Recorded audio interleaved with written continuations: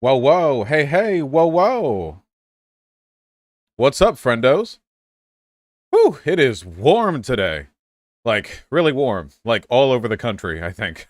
Not just where I am. So, um, kind of a shared problem there.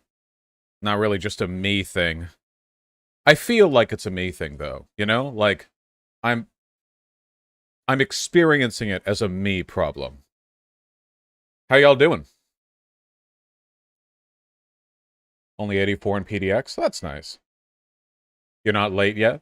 No, I wasn't late this time. How nice is that? Tell them to like the stream. Like the stream. You're right. People who are watching should like the stream. I agree completely. You see, Hassan talked to Andrew Tate. No, I don't pre-watch. We'll go over it, though. Probably later in this stream, because we have to go over the January 6th hearing first. Actually, we've got a couple of things to go over. Well, it's a busy day. Why is Pigeon screaming? Pigeon! Right away! Right away, Pigeon! Right away! Yeah, right away? Yeah, uh-huh.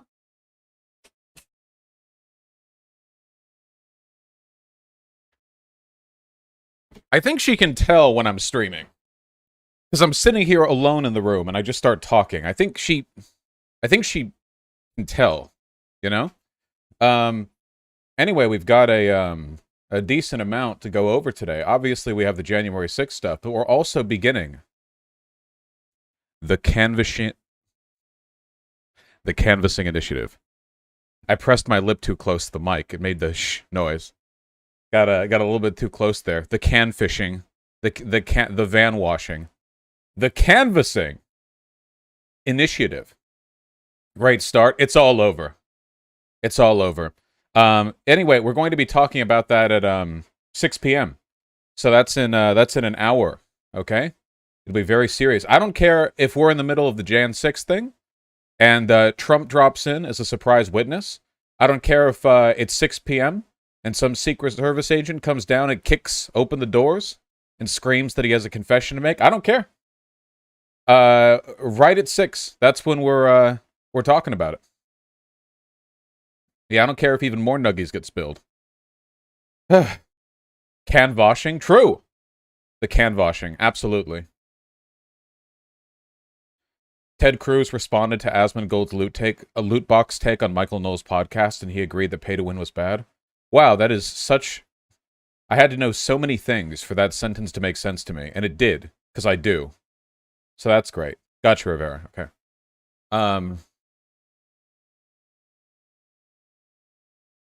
We're not going to play Stray. It'll make me cry. Where are we at right now with the Jan 6? Here, C-SPAN. Ain't time yet. Ain't time yet.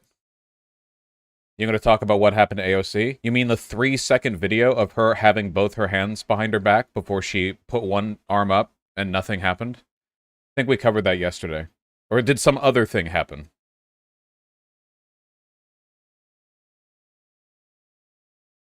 What's wrong with crying? I don't want to cry while streaming. I don't want to play as a cat and cry. Well, thank you, Seflatin. You talked about it on Twitter. I talked about it last stream. You guys telling me you don't watch 5 hours of Vosh content every single day? Are you telling me that there's any second of content I produce that you allow to slip past your attention? Come on. Come on. Now, I bet you do. Folks in YouTube chat ain't even hit 1,000 likes yet. How am I supposed to trust you? It's because I don't watch VODs, Vosh? Well, the ideal Vosh fan, or van, as it were, watches all the VODs by watching them live, and then also watches the published video, and drops a like. And also donates. Obviously. Can't watch you every day because you have headaches 5 days a week. I had a headache today, but I powered through it by eating a bunch of Pez. I love Pez. Pez is a great candy. Pez as a candy is really hamstrung by its delivery method, you know? If you want Pez, you have to just buy like 5-pound bags of it. Nah, I love Pez. It's very good. But when you're a kid, the only way the delivery method is the point. Yeah, you pay like 5 times as much per candy mouthful with the goddamn plastic delivery mechanism, and then you have to get a new one every time, and they all suck, and then you have to eat the Pez slow? Nah, no. Terrible. Terrible. It's literally chalk. It's a chalky candy. There are lots of chalky candies. I love chalky candies. I think the texture is great. I should have my own Pez dispenser. That'd be good. Smarties or Pog? Yeah, Smarties are cool. Yeah, I like Smarties.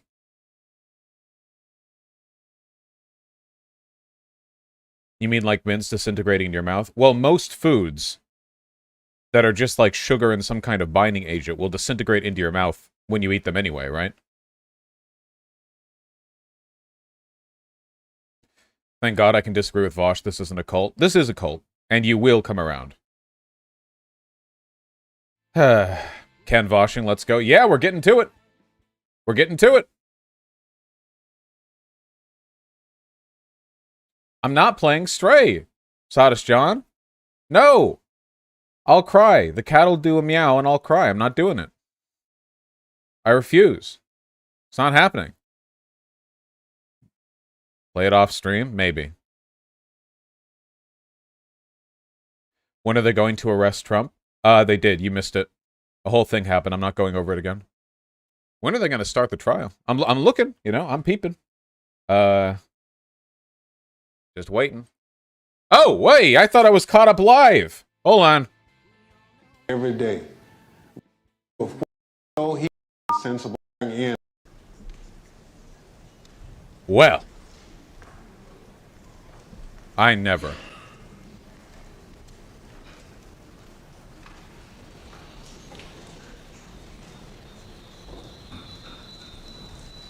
I swear I hit the live button. The committee will be in order. We're at 1.2 times speed. Good evening. Earlier this week, I received a positive COVID diagnosis. Oh. Per CDC guidelines, No. I received the initial 2 shots and all of the boosters. Thus far, I've been blessed to experience very minimal symptoms. He's dead. Because I'm still quarantined, I cannot participate in person with my colleagues. I've asked our Vice Chair, Ms. Cheney, to preside over this evening's hearing, including maintaining order in the room and swearing in our witnesses.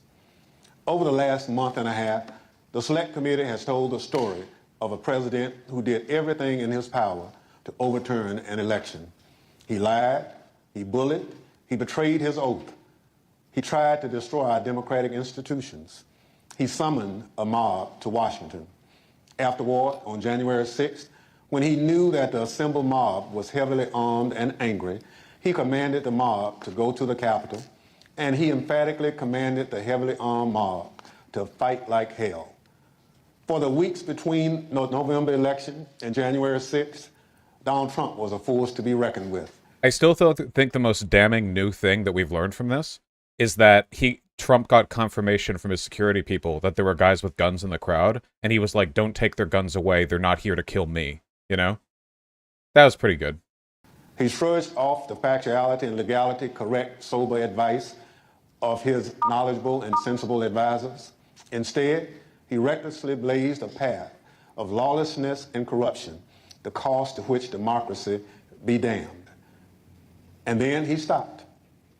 For 187 minutes on January 6th, this man of unbridled destructive energy could not be moved, not by his aides, not by his allies, not by the violent chants of not even rioters, aides could stop or the him. desperate pleas of those facing down the riot. And more tellingly, Donald Trump ignored and disregarded the desperate pleas of his own family, including Ivanka and Don Jr. Even though he was the only person in the world who could call off the mob he sent to the Capitol, he could not be moved to rise from his dining room table and walk the few steps down the White House hallway into the press briefing room where cameras were anxiously and desperately waiting to carry his message to the armed and violent mob, savagely beating and killing law enforcement officers, revenging the Capitol, and hunting down the Vice President and various members of Congress. He could not be moved.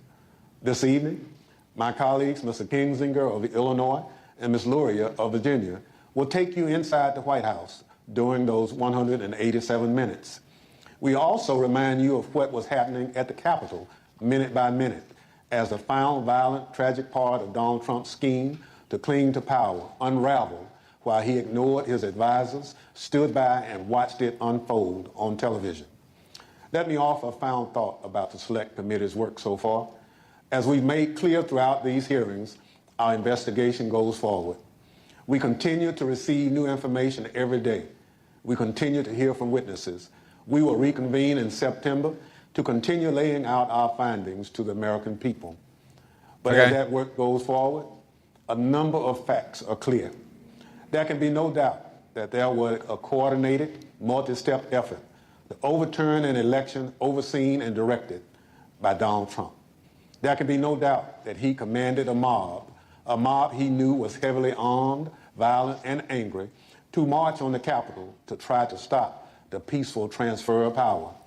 And he made targets out of his own vice president and the lawmakers gathered to do the people's work. These facts have gone undisputed.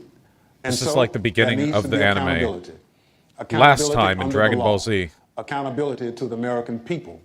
Accountability at every level, from the local precincts in many states where Donald Trump and his allies attacked election workers for just doing their jobs, all the way up to the Oval Office. This is for the casual viewers who don't catch every episode. Insurrectionists that a federal judge has already said was a coup in search of a legal theory. Our democracy withstood the attack on January 6th. If there is no accountability for January 6th, for every part of this scheme, I fear that we will not overcome the ongoing threat to our democracy. There must be stiff consequences for those responsible. Now I'll turn things over to our vice chair to start telling this story. Wait, hold on. Is the entire thing today the recap episode? Are we doing a... Thank you, Mr. Chairman. Without objection, the presiding officer is authorized to declare the committee in recess at any point. Pursuant to House Deposition Authority Regulation 10, I announce that the committee has approved the release of the deposition material presented during today's hearing. Okay, yeah, okay. Let me begin tonight by wishing Chairman Thompson a rapid recovery from COVID. He has expertly led us through 8 hearings so far, and he has brought us to the point we are today. No, there's more. In our initial hearing, the chairman and I described what ultimately became Donald Trump's 7-part plan to overturn the 2020 presidential election, a plan stretching from before Election Day through January 6th. At the close of today's hearing, our 9th, we will have addressed each element of that plan. But in the course of these hearings, we have received new evidence, and new witnesses have bravely stepped forward. Efforts to litigate and overcome immunity and executive privilege claims have been successful, and those continue. Doors have opened, new subpoenas have been issued, and the dam has begun to break. And now, even as we conduct our 9th hearing, we have considerably more to do. We have far more evidence to share with the American people and more to gather. So our committee will spend August pursuing emerging information on multiple fronts before convening further hearings this September. Today, we know far more about the president's plans and actions to overturn the election than almost all members of Congress did when President Trump was impeached on January 13th, 2021, or when he was tried by the Senate in February of that year. 57 of 100 senators voted to convict President Trump at that time, and more than 20 others said they were voting against conviction because the president's term had already expired. At the time, the Republican leader of the United States Senate said this about Donald Trump. A mob was assaulting the Capitol in his name. These criminals were carrying his banners, hanging his flags, and screaming their loyalty to him. It was obvious that only President Trump could end this. He was the only one. Leader McConnell reached those conclusions based on what he knew then, without any... Keep in mind, the only reason Mitch McConnell did this is because he's a careerist and he's like always hedging his bets. So he can be like majority or minority leader in the Senate, whether Trump is the guy or not. You know, like that's it. because remember what happened with the first impeachment against Donald Trump? Like all the Republicans were like, yeah, we're going to vote against him even before the hearing, like before any evidence, like it doesn't matter, like we're voting against him just on principle. And McConnell was right along with them. So yeah, McConnell will never meaningfully oppose Republican power, no matter how far they go. This was just like yeah, it doesn't matter either way type of deal. He would have Many backed of the Trump. much more detailed evidence you will see today. Lawlessness and violence began at the Capitol on January 6th, 2020. Why does he care about getting power if he doesn't care about his beliefs? Because power is his belief. It doesn't matter what the beliefs are immaterial. Trump is just one way of achieving that power. The power is the point for Republicans. That's why they're more politically effective than Democrats. They're not like limited by ideals. They'll do or say whatever, you know? 21 before 1 p.m. and continued until well after darkness fell. What exactly was our commander-in-chief doing during the hours of violence? Today, we address precisely that issue. Everything you've heard in these hearings thus far will help you understand President Trump's motives during the violence. You already know Donald Trump's goal: to halt or delay Congress's official proceedings to count certified electoral votes. You know that Donald Trump tried to pressure his vice president to illegally reject votes and delay the proceedings. You know he tried to convince state officials and state legislators to flip their electoral votes from Biden to Trump. And you know Donald Trump tried to corrupt our Department of Justice to aid his scheme. But by January 6th, none of that had worked. Only one thing was succeeding on the afternoon of January 6th. Only one thing was achieving President Trump's goal. The angry, armed mob President Trump sent to the Capitol broke through security, invaded the Capitol, and forced the vote counting to stop. That mob was violent and destructive, and many came armed. As you will hear, Secret Service agents protecting the vice president were exceptionally concerned about his safety and their own. Republican leader Kevin McCarthy was scared, as were others in Congress, even those who themselves helped to provoke the violence. And as you will see today, Donald Trump's own White House counsel, his own White House staff, members of his own family, all implored him to immediately intervene to condemn the violence and instruct his supporters to stand down, leave the Capitol, and disperse. For multiple hours, he would not. Donald Trump would not get on the phone and order the military or law enforcement agencies to help. And for hours, Donald Trump chose not to answer the pleas from Congress, from his own party, and from all across our nation to do what his oath required. He refused to defend our nation and our Constitution. He refused to do what every American president must. In the days after January 6th, almost no one of any political party would defend President Trump's conduct, and no one should do so today. Thank you, and I now recognize the gentlewoman from Virginia. Thank you, Madam Vice Chair. Article 2 of our Constitution requires that the President swear a very specific oath every 4 years. Every President swears or affirms to faithfully execute the office of President of the United States, and to the best of their ability, preserve, protect, and defend the Constitution of the United States. The President also assumes the constitutional duty to take care that our nation's laws be faithfully executed, and is the commander-in-chief of our military. Our hearings have shown the many ways in which President Trump tried to stop the peaceful transfer of power in the days leading up to January 6th. With each step of his plan, he betrayed his oath of office and was derelict in his duty. Tonight, we will further examine President Trump's actions on the day of the attack on the Capitol. Early that afternoon, President Trump instructed tens of thousands of supporters at and near the Ellipse rally, a number of whom he knew were armed with various types of weapons, to march to the Capitol. After telling the crowd to march multiple times, he promised he would be with them and finished his remarks at 1:10 p.m. like this. We're going to walk down, and I'll be there with you. We're going to walk down. We're going to walk down anyone you want, but I think right here we're going to walk down to the Capitol. So let's walk down Pennsylvania Avenue. By this time, the Vice President was in the Capitol. The joint session of Congress to certify Joe Biden's victory was underway, and the Proud Boys and other rioters had stormed through the first barriers and begun the attack. Radio communications from law enforcement informed Secret Service and those in the White House Situation Room of these developments in real time. At the direction of President Trump, thousands more rioters marched. Why are they recapping anime? The same reason they do recaps in anime, right? Like a lot of people, a lot of regular citizens aren't going to tune in for every single one of these. Grin and bear it, lads. There's always stuff to learn. From the ellipse to the Capitol, and they joined the attack. As you will see in great detail tonight, President Trump was being advised by nearly everyone to immediately instruct his this is supporters also the to leave the mid-season finale. Capitol, disperse, and halt the violence. Virtually everyone told President Trump to condemn the violence in clear and unmistakable terms. And those on Capitol Hill and across the nation begged President Trump to help. But the former president chose not to do what all of those people begged.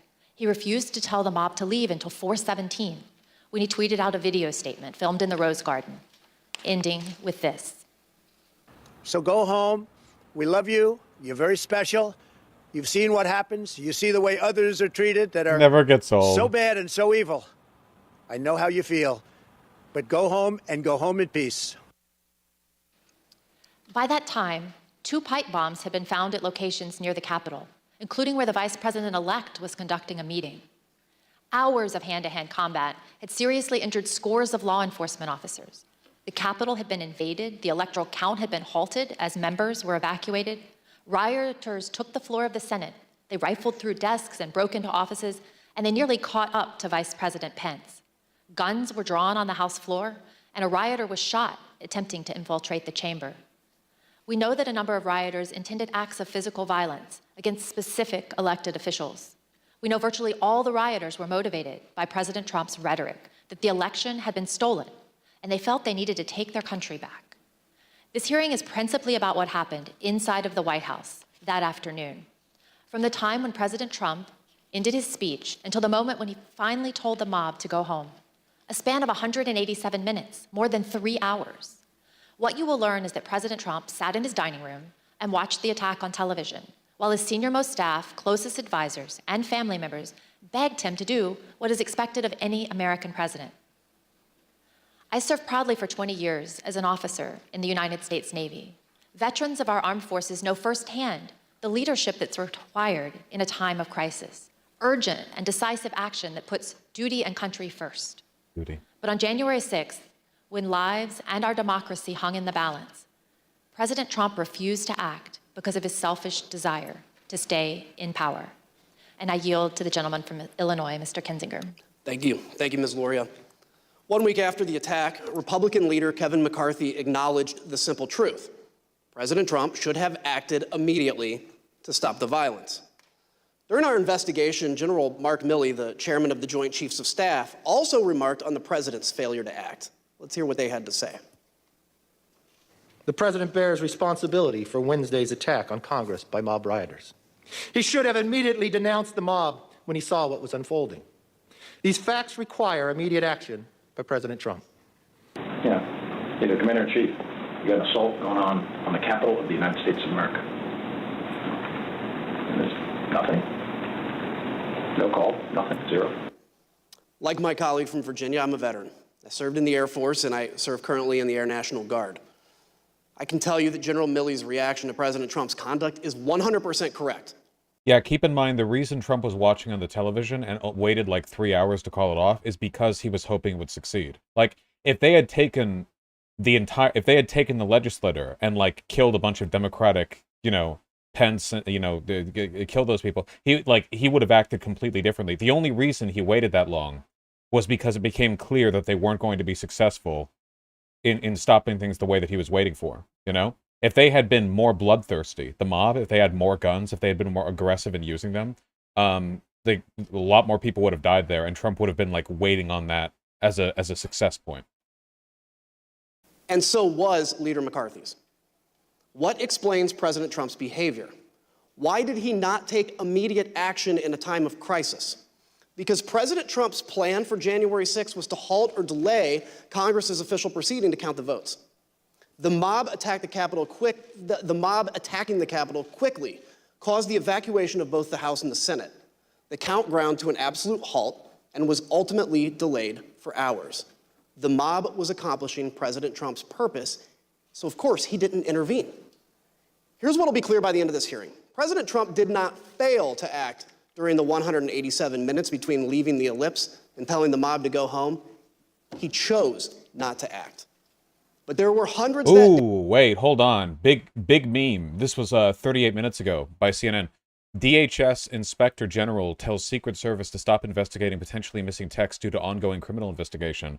So I guess the Department of Homeland Security is doing a proper criminal investigation of the of the Secret Service with regards to like the missing texts or like the missing info there, as opposed to just like an investigative probe. That's pretty good. That's a good thing. That's good. That's good. All I want out of this is like real criminal investigation. That's all I want, okay? I just want mass arrests. Investigation's one thing. We need like proper... Yeah.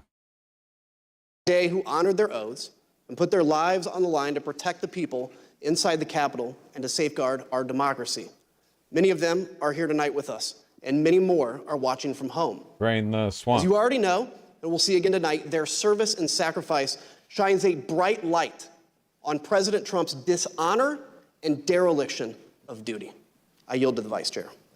Thank you very much, Mr. Kinzinger. I'd like to begin by welcoming our witnesses this evening. Tonight we're joined by Mr. Matthew Pottinger. Mr. Pottinger is a decorated former Marine intelligence officer who served this nation on tours of duty in Afghanistan and Iraq. He served in the Trump White House from the first day of the administration through the early morning hours of January 7th, 2021. The last role in which he served in the White House was as Deputy National Security Advisor to the President of the United States. We're also joined by Sarah Matthews. Ms. Matthews started her career in communications, working on Capitol Hill, serving on the Republican staffs of several House committees. She then worked as Deputy Press Secretary for President Trump's re-election campaign before joining the Trump White House in June of 2020. She served there as Deputy Press Secretary and Special Assistant to the President until the evening of January 6th, 2021. I will now swear in our witnesses. The witnesses will please stand and raise their right hands. Do you swear or affirm, under penalty of perjury, that the testimony you are about to give is the truth, the whole truth, and nothing but the truth? So help you God. Thank you. You may be seated, and let the record reflect that the witnesses answered in the affirmative. Thank you both again for being here tonight.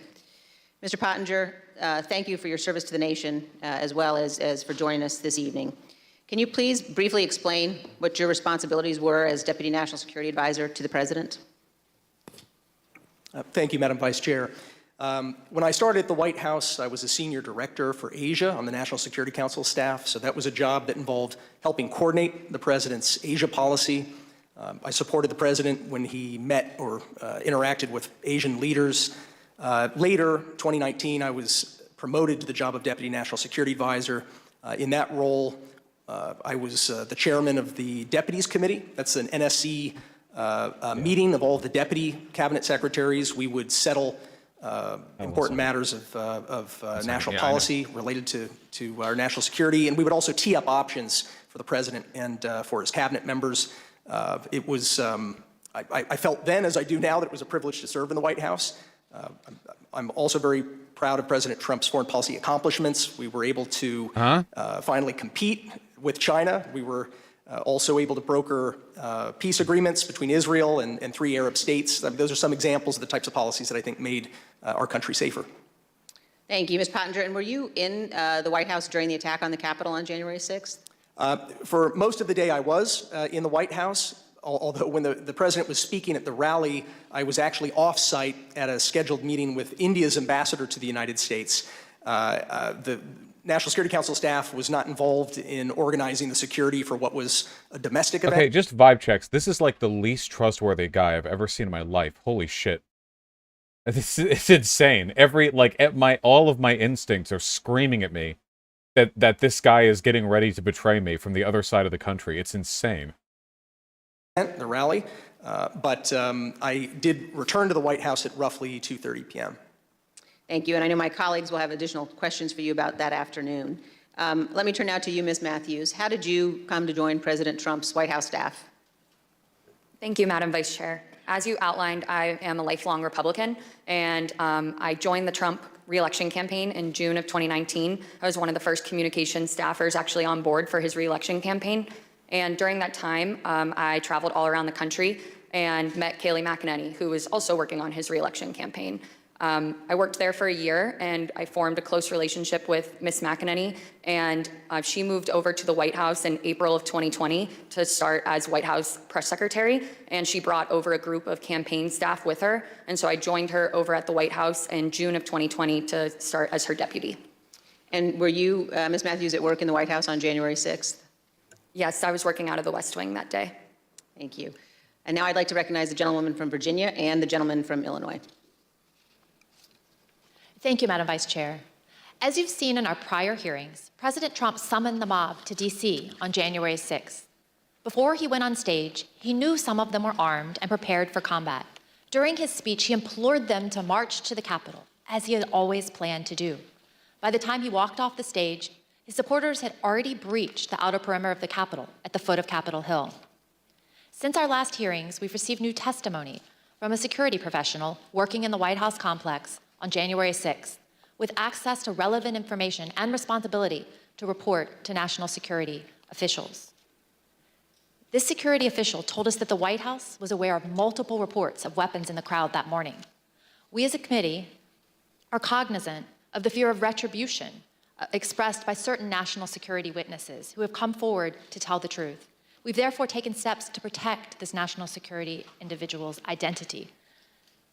Listen to this clip from their testimony. What was the consistent message from the people about this idea of the president to walk to the Capitol? To be completely honest, we were all in a state of shock.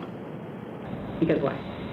Because it's just, one, I think the actual physical feasibility of doing it, and then also we all knew what that implicated and what that meant. That this was no longer a rally, that this was going to move to something else if he physically walked to the Capitol. I don't know if you want to use the word insurrection, coup, whatever. We all knew that this would move from a normal... What an excellent voice hiding algorithm they've used here that makes the the voice not only undiscernible but also intolerable. Very effective stuff. I like that. Democratic, public event into something else. What was driving that sentiment, considering this part of it, God, the actual breach of the Capitol hadn't happened yet? How does this happen? Why were we alarmed? Right. The president wanted to lead tens of thousands of people to the Capitol. I think that was enough grounds for us to be alarmed. Even though he understood many of his supporters were armed, the president was still adamant to go to the Capitol when he got off the stage at the Ellipse. But his Secret Service detail was equally determined to not let him go. That led to a heated argument with the detail that delayed the departure of the motorcade to the White House. We have evidence from multiple sources regarding an angry exchange in the presidential SUV, including testimony we will disclose today from two witnesses who confirmed that a confrontation occurred. The first witness is a former White House employee with national security responsibilities. After seeing the initial violence at the Capitol on TV, the individual went to see Tony Ornato, the deputy chief of staff in his office. Mr. Ornato was there with Bobby Engel, the president's lead Secret Service agent. This employee told us that Mr. Ornato said that the president was, quote, irate when Mr. Engel refused to drive him to the Capitol. Mr. Engel did not refute what Mr. Ornato said. The second witness is retired Sergeant Mark Robinson of the DC Police Department, who was assigned to the president's motorcade that day. He sat in the lead vehicle with the Secret Service agent responsible for the motorcade, also called the TS agent. Here's how Sergeant Robinson remembered the exchange. Was there any description of what was occurring in the car? No, the only description I received was that the president was upset and that he was adamant about going to the Capitol, and there was a heated discussion about that. And when you say heated, is that your word or is that the word that was described by the TS agent? No, word described by the TS agent, meaning that the president was upset, and he was saying there was a heated argument or discussion about going to the Capitol. About how many times would you say you've been part of that motorcade with the president? Probably over 100 times. And in that 100 times, have you ever witnessed another discussion of an argument or heated discussion with the president where the president was contradicting where he was supposed to go or what the Secret Service believed was safe? No. Like other witnesses, Sergeant Robinson also testified that he was aware that individuals in the crowd were armed. Yes, I believe he was on special events channel, and I was monitoring the traffic, and so I could hear some of the units pointing out to individuals that there were individuals along Constitution Avenue that were armed, that were up in the trees, and I can hear the units responding to those individuals. So there's always a concern when there's a police in the area. And like other witnesses, Sergeant Robinson told us I have that the the president itchiest still nose. wanted Oh my to travel God. to the Capitol, even after returning to the White House. So at the end of the speech, what was the plan supposed to be? So at the end of the speech, we do know that while inside the limo, the president was still adamant about going to the Capitol. That's being relayed to me by the TS agent. And so we did part the ellipse and we responded back to the White House. However, the protest motorcade was placed on standby. And so we were told to stand by on West Exec until they confirmed whether or not the president was going to go to the Capitol. And so I may have waited, I would just estimate maybe 45 minutes to an hour, waiting for Secret Service to make that decision. The motorcade waited at the White House for more than 45 minutes before being released. The committee is also aware that accounts of the angry confrontation in the presidential SUV have circulated widely among the Secret Service since January 6th. Recent disclosures have also caused the committee to subpoena yet further information from the Secret Service, which we've begun to receive and will continue to assess. The committee is also aware that certain Secret Service witnesses have now retained new private counsel. We anticipate further testimony under oath and other new information in the coming weeks. After the Secret Service refused to take President Trump to the Capitol, he returned to the White House. I want that. Give that. What you see on the screen is a photo of him inside the Oval Office immediately after he returned from the rally, still wearing his overcoat. A White House employee informed the president as soon as he returned to the Oval about the riot at the Capitol. Let me repeat that. Within 15 minutes of leaving the stage, President Trump knew that the Capitol was besieged and under attack. At 1:25, President Trump went to the private dining room off the Oval Office. From 1:25 until 4 o'clock, the president stayed in his dining room. Just to give you a sense of where the dining room is situated in the West Wing, let's take a look at this floor plan. The dining room is connected to the Oval Office by a short hallway. Witnesses told us that on January 6th, President Trump sat in his usual spot, at the head of the table, facing a television hanging on the wall. We know from the employee that the TV was tuned to Fox News all afternoon. Here you can see Fox News on the TV showing coverage of the joint session that was airing that day at 1:25. Other witnesses confirmed that President Trump was in the dining room with the TV on for more than 2.5 hours. There was no official record of what President Trump did while in the dining room. On the screen is the presidential call log from January 6th. As you can see, there's no official record of President Trump receiving or placing a call between 11:06 and 6:54 p.m. As to what the president was doing that afternoon, the presidential daily diary is also silent. It contains no information from the period between 1:21 p.m. and 4:03 p.m. There are also no... That's pretty wild, by the way, to have, like, during a massive crisis at the Capitol, like a 3-hour dead zone of no official records. That feels like something that, like, people would have to be instructed to not leave records on, you know? That, like, a deliberate omission of information. No photos of President Trump during this critical period between 1:21 in the Oval Office and when he went outside to the Rose Garden after 4 o'clock. He was just on the toilet the whole time. The chief White House photographer wanted to take pictures because it was, in her words, very important for his archives and for history. But she was told, quote, no photographs. Despite the lack of photos or an official record, we've learned what President Trump was doing while he was watching TV in the dining room. But before we get into that, it's important to understand what he never did that day. Let's watch. So are you aware of any phone call by the President of the United States to the Secretary of Defense that day? Not that I'm aware of, no. Are you aware of any phone call by the President of the United States to the Attorney General of the United States that day? No. Are you aware of any phone call by the President of the United States to the Secretary of Homeland Security that day? I'm not aware of that, no. Did you ever hear the President No. ask for the National No. Guard? Did you ever hear the President ask for law enforcement response? No. So as somebody who worked in the national security space and with the National Security Council, if there were going to be troops present or called up for a rally in Washington, D.C., for example, is that something that you would have been aware of? Yeah, I would have. Do you know if you asked anybody to reach out to any of those that we just listed off, National Guard, DOD, FBI, Homeland Security, Secret Service, Mayor Bowser, the Capitol Police about the situation at the Capitol? I am not aware of any of those requests. No, sir. We have confirmed in numerous interviews with senior law enforcement and military leaders, Vice President Pence's staff and DC government officials. None of them, not one, heard from President Trump that day. He did not call to issue orders. He did not call to offer assistance. This week, we received additional testimony from yet another witness about why the president didn't make any efforts to quell the attack. The former White House employee with national security responsibilities told us about a conversation with senior advisor Eric Hirschman and Pat Cipollone, the top White House lawyer. This conversation was about a pending call from the Pentagon seeking to coordinate on the response to the attack. Mr. Hirschman turned to Mr. Cipollone and said, the president didn't want to do anything. And so Mr. Cipollone had to take the call himself. So if President Trump wasn't calling law enforcement or military leaders, what did President Trump spend his time doing that afternoon while he first settled into the dining room? He was calling senators to encourage them to delay or object to the certification. Here's Kayleigh McEnany, his press secretary, to explain. All right, then it says back there, and he wants a list of senators. And then he's calling them one by one. Do you know which ones he called? To the best of my recollection, no. As I say in my notes, he wanted a list of the senators, and I left him at that point. Because the presidential call log is empty, we do not yet know precisely which senators President Trump was calling.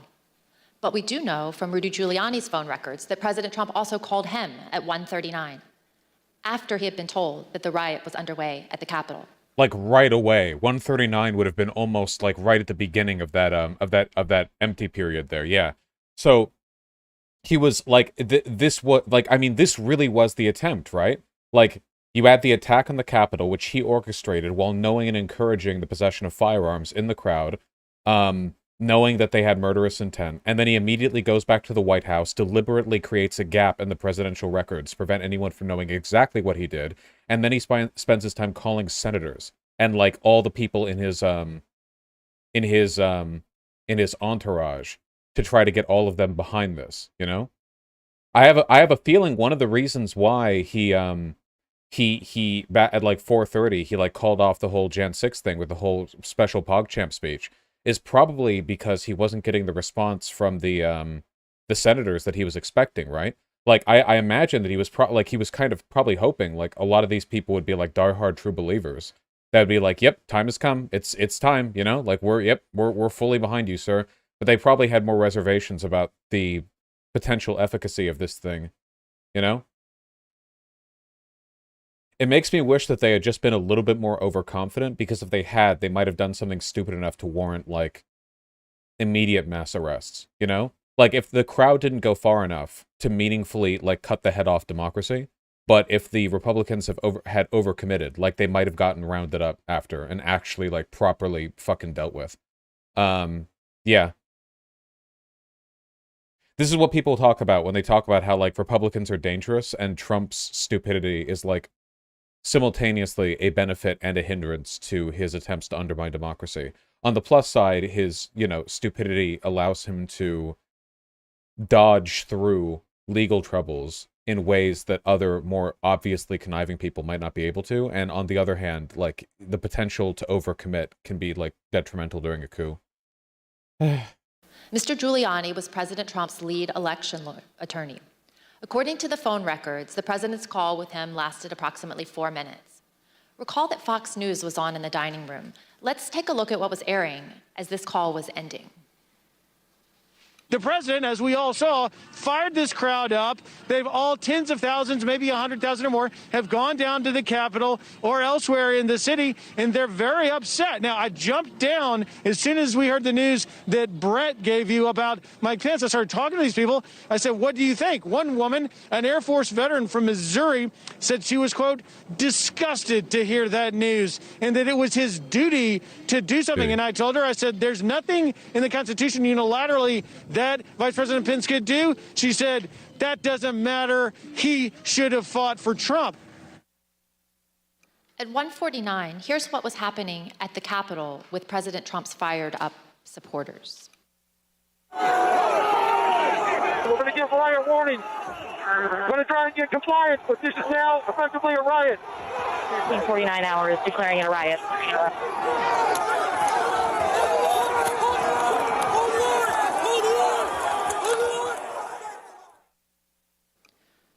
What did President Trump do at 1:49 as the DC police at the same time were declaring a riot at the Capitol? As you can see on the screen, he tweeted out a link to the recording of his ellipse speech.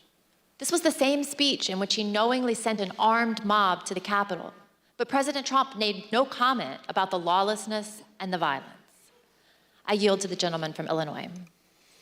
The next action President Trump took was to tweet at 2:24 p.m.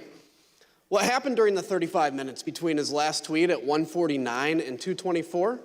His staff repeatedly came into the room to see him and plead that he make a strong public statement condemning the violence and instructing the mob to leave the Capitol. He did not relent until after 4 o'clock when he went out to go to the Rose Garden to film his now infamous go home message. Pat Cipollone was a top White House lawyer. Here's what he told us about his reaction to seeing the violence and his advice throughout the afternoon. When did you first realize that there was actual violence or rioting? I first realized that it may have been on television, or it may have been Tony, or it may have been Bill, but I found out that people were, they weren't in the Capitol yet, but they were, and then I started watching it, and, then I was aware. Thanks. What specifically did you think needed to be done? I think I was pretty clear there needed to be an immediate and forceful response statement, public statement, that people need to leave the Capitol now. My question is exactly that. That it sounds like you, from the very onset of violence at the Capitol, right around 2 o'clock, were pushing for a strong statement that people should leave the Capitol. Is that right? I was, and others were as well. Pat, you said that you expressed your opinion forcefully. Could you tell us exactly how you did that? Yeah, I can't, don't have, I have to, on the privilege issue, I can't talk about conversations with the president, but I can generically say that I said, people need to be told, there needs to be a public announcement fast that they need to leave the Capitol. And Pat, could you let us know approximately when you said that? Is that true? If you're a lawyer for a White House administration, does that mean that any conversations between you and the president fall under attorney-client privilege? I don't was he Trump's lawyer, or was he like a lawyer for the administration? Are you always acting as as that capacity? Sadly, yes. Okay, yeah, okay. Approximately when? Almost immediately after I found out people were getting into the Capitol or approaching the Capitol in a way that was violent. Do you remember any discussion with Mark Meadows? Goddamn audio quality is killing me, man. His view that the president didn't want to do anything, was somehow resistant to wanting to say something along the lines that you suggested. And it's not just to be clear, many people suggested it. Not just me. Many people felt the same way. I'm sure I had conversations with Mark about this during the course of the day and expressed my opinion very forcefully that this needs to be done. So your advice was tell people to leave the Capitol, and it took over 2 hours when there were subsequent statements made, tweets put forth that in your view were insufficient. Did you continue, Mr. Cipollone, throughout the period of time up until 4/17, continue, you and others, to push for a stronger statement? Yes. Were you joined in that effort by Ivanka Trump? Yes. By Eric Hershey? Yes. By Mark Meadows? Yes. White House counsel's office wanted there to be a strong statement out to condemn the rioters. I'm confident in that. I'm confident that Ivanka Trump wanted there to be a strong statement to condemn the rioters. I don't know the private conversation she had with Mr. Trump, but I remember when she came to the office one time with White House counsel's office, when she came to the chief of staff's office with White House counsel's office, she was talking about the speech later that day and trying to get her dad on board with saying something that was more direct than he had wanted to at the time and throughout the afternoon. before, and I think Mark also I remember him getting Ivanka involved because it's like, get Ivanka down here because he thought that would be important. I don't think Jared was there in the morning, but I think he came later. I remember thinking it was important to get him in there too. And of course, Pat Philbin, was expressing the same things. I mean, Pat Philbin, was very, as I said, I don't think there was one of these meetings where there might have been, but for the most part, I remember the both of us going down together, going back, getting on phone calls. He was also very clearly expressing this view. Pat Cipollone and Cassidy Hutchinson, an aide to Chief of Staff Mark It's important to remember that in all of the hearings that I've seen here, we have yet to see an example, not a single time, of a Republican telling Trump to back off this and denounce the rioters because it is the wrong thing to do for them to do that, Like, not once have we seen a Republican say, like, at the time they objected principally to what Trump was doing with the democracy. It's all optics. It's all like, okay, well, this isn't going to work, let's denounce this, so that we don't get tied to it indefinitely. We're gonna get in trouble. Like, that's it every single time. Meadows also told us about the Hang Mike Pence chants. As you will see, Mr. Cipollone recalled conversations about those chants in the West Wing, but he relied on executive privilege to maintain confidentiality over his and others' direct communications with the president. Although Mr. Cipollone was unwilling to provide more detail, Ms. Hutchison provided more explicit information, filling in those blanks. See that for yourself. It wasn't until Mark hung up the phone, handed it back to me, I went back to my desk. A couple minutes later, him and Pat came back, possibly Eric Hirschman too. I'm pretty sure Eric Hirschman was there. But I'm confident it was Pat that was there. I remember Pat saying something to the effect of, Mark, we need to do something more. They're literally calling for the vice president to be effing hung. And Mark had responded something to the effect of, you heard him, Pat. He thinks Mike deserves it. He doesn't think they're doing anything wrong. To which Pat said something, this is effing crazy. We need to be doing something more. Briefly stepped into Mark's office. Do you remember any discussion at any point during the day about rioters at the Capitol chanting, hang Mike Pence? Yes, I remember thinking, what can I say legally? What can I about that? Yes, I don't know if I observed that myself on TV. I'm just curious. I understand the privilege line you've drawn, but do you remember what you can share with us about the discussion about those chants, the hang Mike Pence chants? What can I get away with? What can I get away with? I can tell you my view of that. Yeah. Strategize. My view of that is outrageous. And for anyone to suggest such a thing as the Vice President of the United States, for people in that crowd to be chanting that, I thought it was terrible. I thought it was outrageous and wrong. And I expressed that very clearly.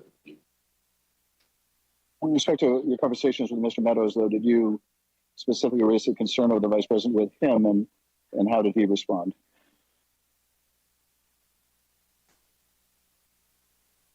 I believe I raised a concern about the Vice President, and I again, the nature of his response, without recalling exactly, was people were doing all that they could.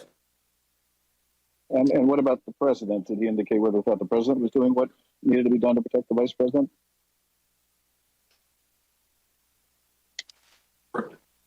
Get to sir. That question. For practically to get. Okay.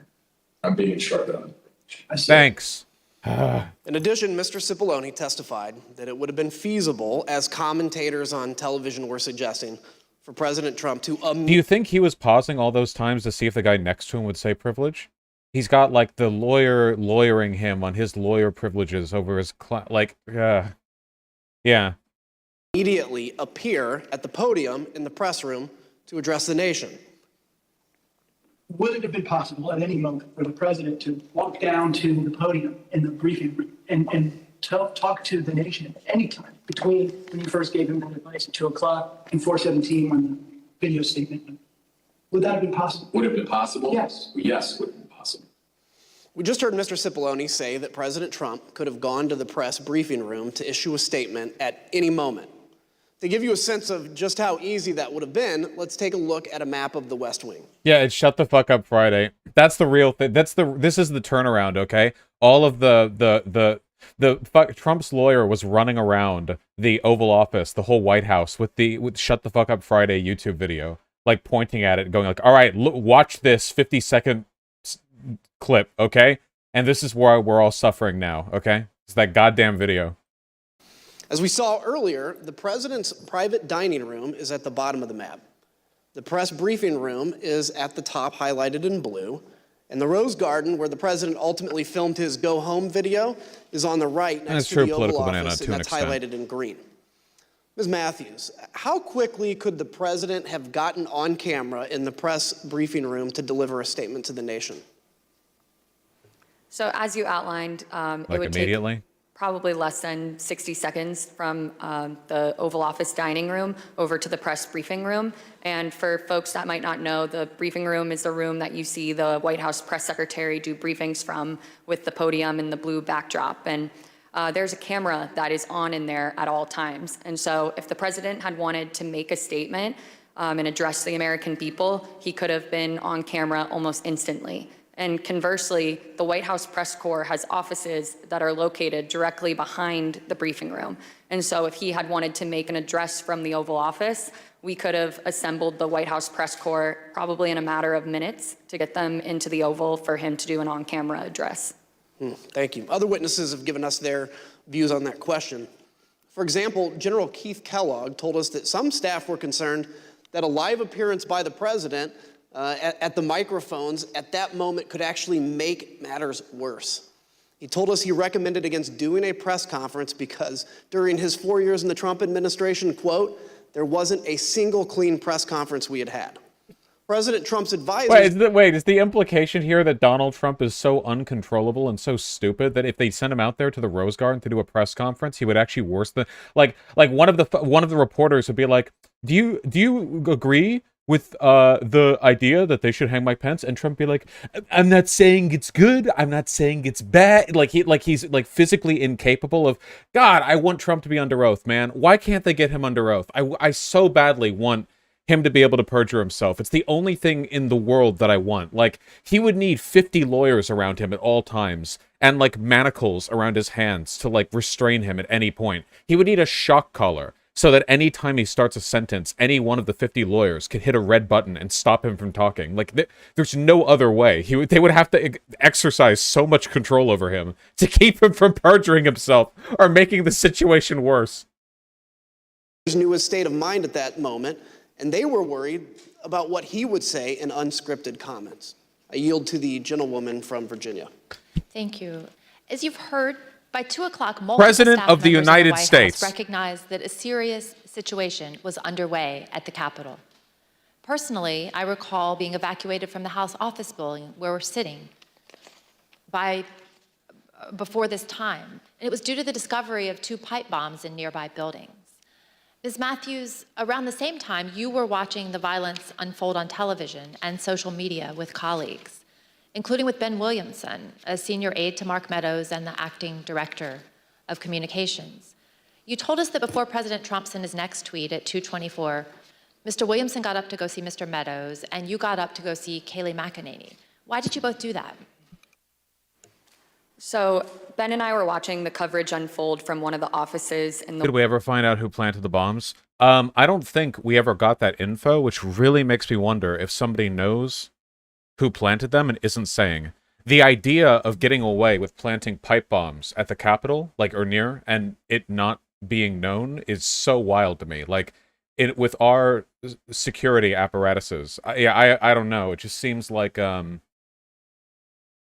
it seems like something that somebody might know, you know? I have no idea. And sometimes info just slips behind, through the cracks, It's not always easy to tell. Oh, is it time? Is it time for us to take a brief break, but to not leave the stream because we're going to get back to the Jan 6th thing in a second? Is it that time? I think it might be that time, guys. Oh my goodness. Oh my goodness. What button here do I press? That's the real question. Is it this one? That's the sound button. Why are there two Discord things? Yeah, whatever. There we go. Sweet. Okay. Why are we leaving? We're not leaving. Who's leaving? Are you leaving? You're not allowed to leave. Okay, chat. Are you guys ready to briefly pretend that we care about politics more than online entertainment? Are you ready? Okay, good. Get ready. All right? Listen up. All right? We're watching the January 6th committee hearings, which means that we are being aggressively exposed to the consequences of Republicans and other people who disagree with us being allowed to have any power whatsoever. Isn't it a travesty? Is it not disgusting that people who disagree with us can do bad things? An absolute travesty. See, one of the things that's really frustrated me about Democratic political engagement, is that I feel like the Democratic Party as a whole has been really ineffective at integrating new forms of media into their political advocacy. Republicans are good at it, Republicans have direct financial connections between like the party itself and like the Daily Wire and like the news media and like online commentators. Like there's a really there's a strong overlapping association. And Democrats, they just aren't, the average age of like Democrat representatives is like 12 years higher than Republicans. Old people in this party, old folks, we got to get fresh. We have to get with it. Okay. We can't die like disco. We have to be hip. Now, here's the thing. All right. I've been talking about getting into canvassing for a while. And I've been thinking of how to best do this, right? Like, what's the best way to translate this audience into some kind of, meaningful advocacy? So initially an idea was like setting up some kind of PAC with like my money. But first of all, no, I like buying Pez. Pez is expensive. And second of all, no, all right? I need to build my super bunker so that when this all falls apart, all right, I can be safe. Not viable, all right?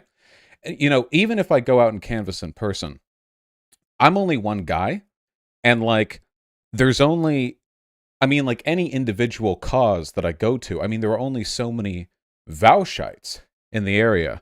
There are hundreds of thousands of people who watch the videos, The goal would be to translate as many people as possible to that. And there are so many organizational considerations, so much stuff getting in the way of an ideal, operational, high-functioning canvassing outfit, all right? But people did have an idea. Now, I know they say Vaushite Legion. Well, here's the thing. I'm not much of a professional myself, online YouTube boy, okay?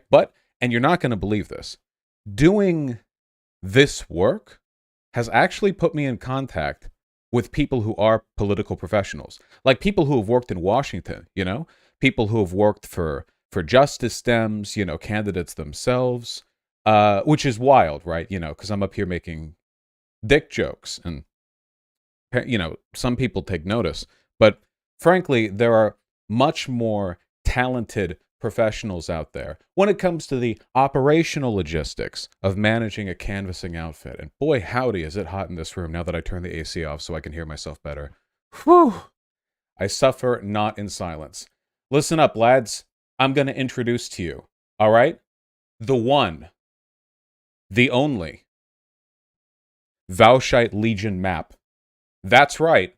We're going to get a whole network up off the ground, okay? For which I am a mouthpiece. And what would you call it? What would you call it?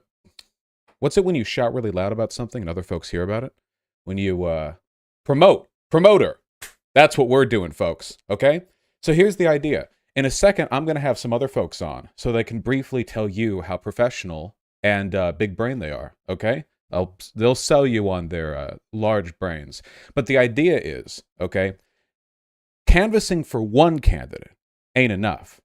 That's not enough. And we got too many people for something like that. What we need to do is set up the framework to get more people involved in canvassing in general. You know, it's about the framework. One candidate involvement, I mean, that's good. Don't get me wrong. You get 100 folks out there in Georgia or, Arizona or something. That's good. But the kicker is getting everything set up in place so that next time round, it can be 1,000 or 2,000. And to that effect, and I'll be talking about this plenty. Thanks, White, for the button that I can click to make everything go whoosh. All right? Here's the thing. There's going to be a Discord server. In that Discord server, people who actually do politics instead of YouTube politics are going to be trying to get you folks out to canvassing operations that are needed in your area. The orange dots represent particularly sensitive canvassing issues, candidates, And the blue dots, of which there are none at the moment, you'll work on that, are going to be where the hell y'all are. You can sign up for it, see? The only info that's actually properly required is the email and zip code. Zip code determines which candidates you can even vote for, An email so you can be contacted. And if y'all sign up for this, and I know you will, and I will too, you click through all that, you want a phone bank, you want a text bank, you want a canvas, you can join the Discord and you can get connected to canvassing, text bank, phone bank opportunities in your area. Fine, I'll click the button. vosh.gg/map.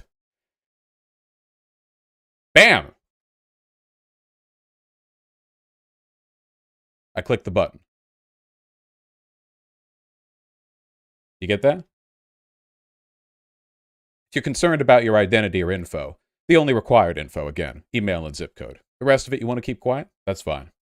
The goal is to turn this community into a wing of a leverageable canvassing operation. You understand? So we can point to a map and go, we have 2,000 Voushites operating in the United States. Oh, there are some candidates over in Arizona who need some support. Well, good thing we have 400 people in Arizona, don't we? Yes. See, it's all about getting the groundwork up. This thing that's being attempted here, I think, is fairly unprecedented in left-leaning circles, but I have a tremendous enthusiasm for its potential efficacy. But I'm not going to sell you on it myself anymore. Just one moment. Let me unmute the Discord call that I'm in, so people who are considerably more experienced with actual political organizing can talk for a mo. I don't know which of these Discord audio logs it is. And hello? Hello. Howdy. Good to see you. Good to see you. It's a pleasure to have you on. How you doing? Very well, thanks. My name is Sam. Julie Lynn, do you want to talk about yourself too? Hi, everyone. I'm Julie Lynn. I've been working in progressive politics for almost 25 years now. I've done everything, worked and federal level. Notably, in 2016, I was Bernie's grassroots training director, and have done everything from reproductive justice to immigration rights to economic reform. And I'm really, really excited because, as you can all appreciate, I'm very disillusioned after this long in working in politics, and I love how much energy I'm seeing and hearing from all of you. So thanks for having us tonight. The pleasure is mine. Thank you very much for your willingness to get involved. And I'm Sam. I've also worked in politics for a really, really long time, starting when I was in high school, just knocking doors for my home congressman. And since then, I've mostly worked in Congress and on electoral campaigns doing digital communications.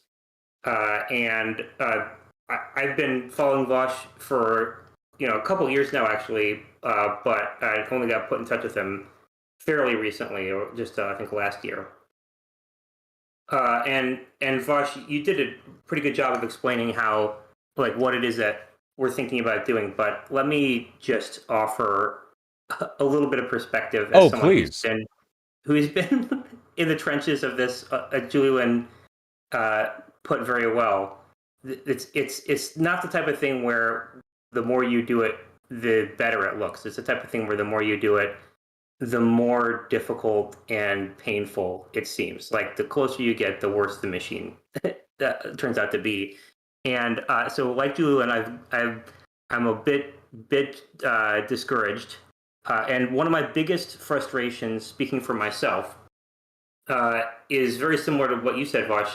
The current apparatus of the Democratic Party, there's like no direct connection between the party apparatus and the people who vote for us.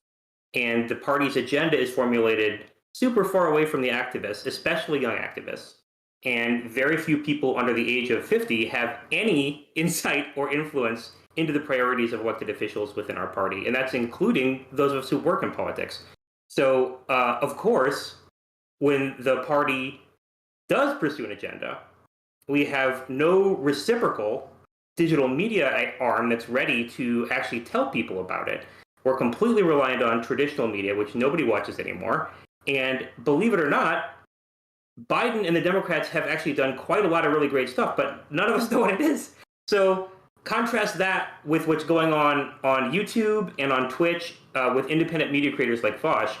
I've seen what you all are doing over here, talking politics all day, all night. You are dedicated, you're paying attention. And as someone who does this for a living, I have to say it's really impressive. And a group as large as this, if made up of dedicated people, right? Like you can't just be a huge group. A huge group doesn't do anything. You have to be a group of dedicated people, unified people.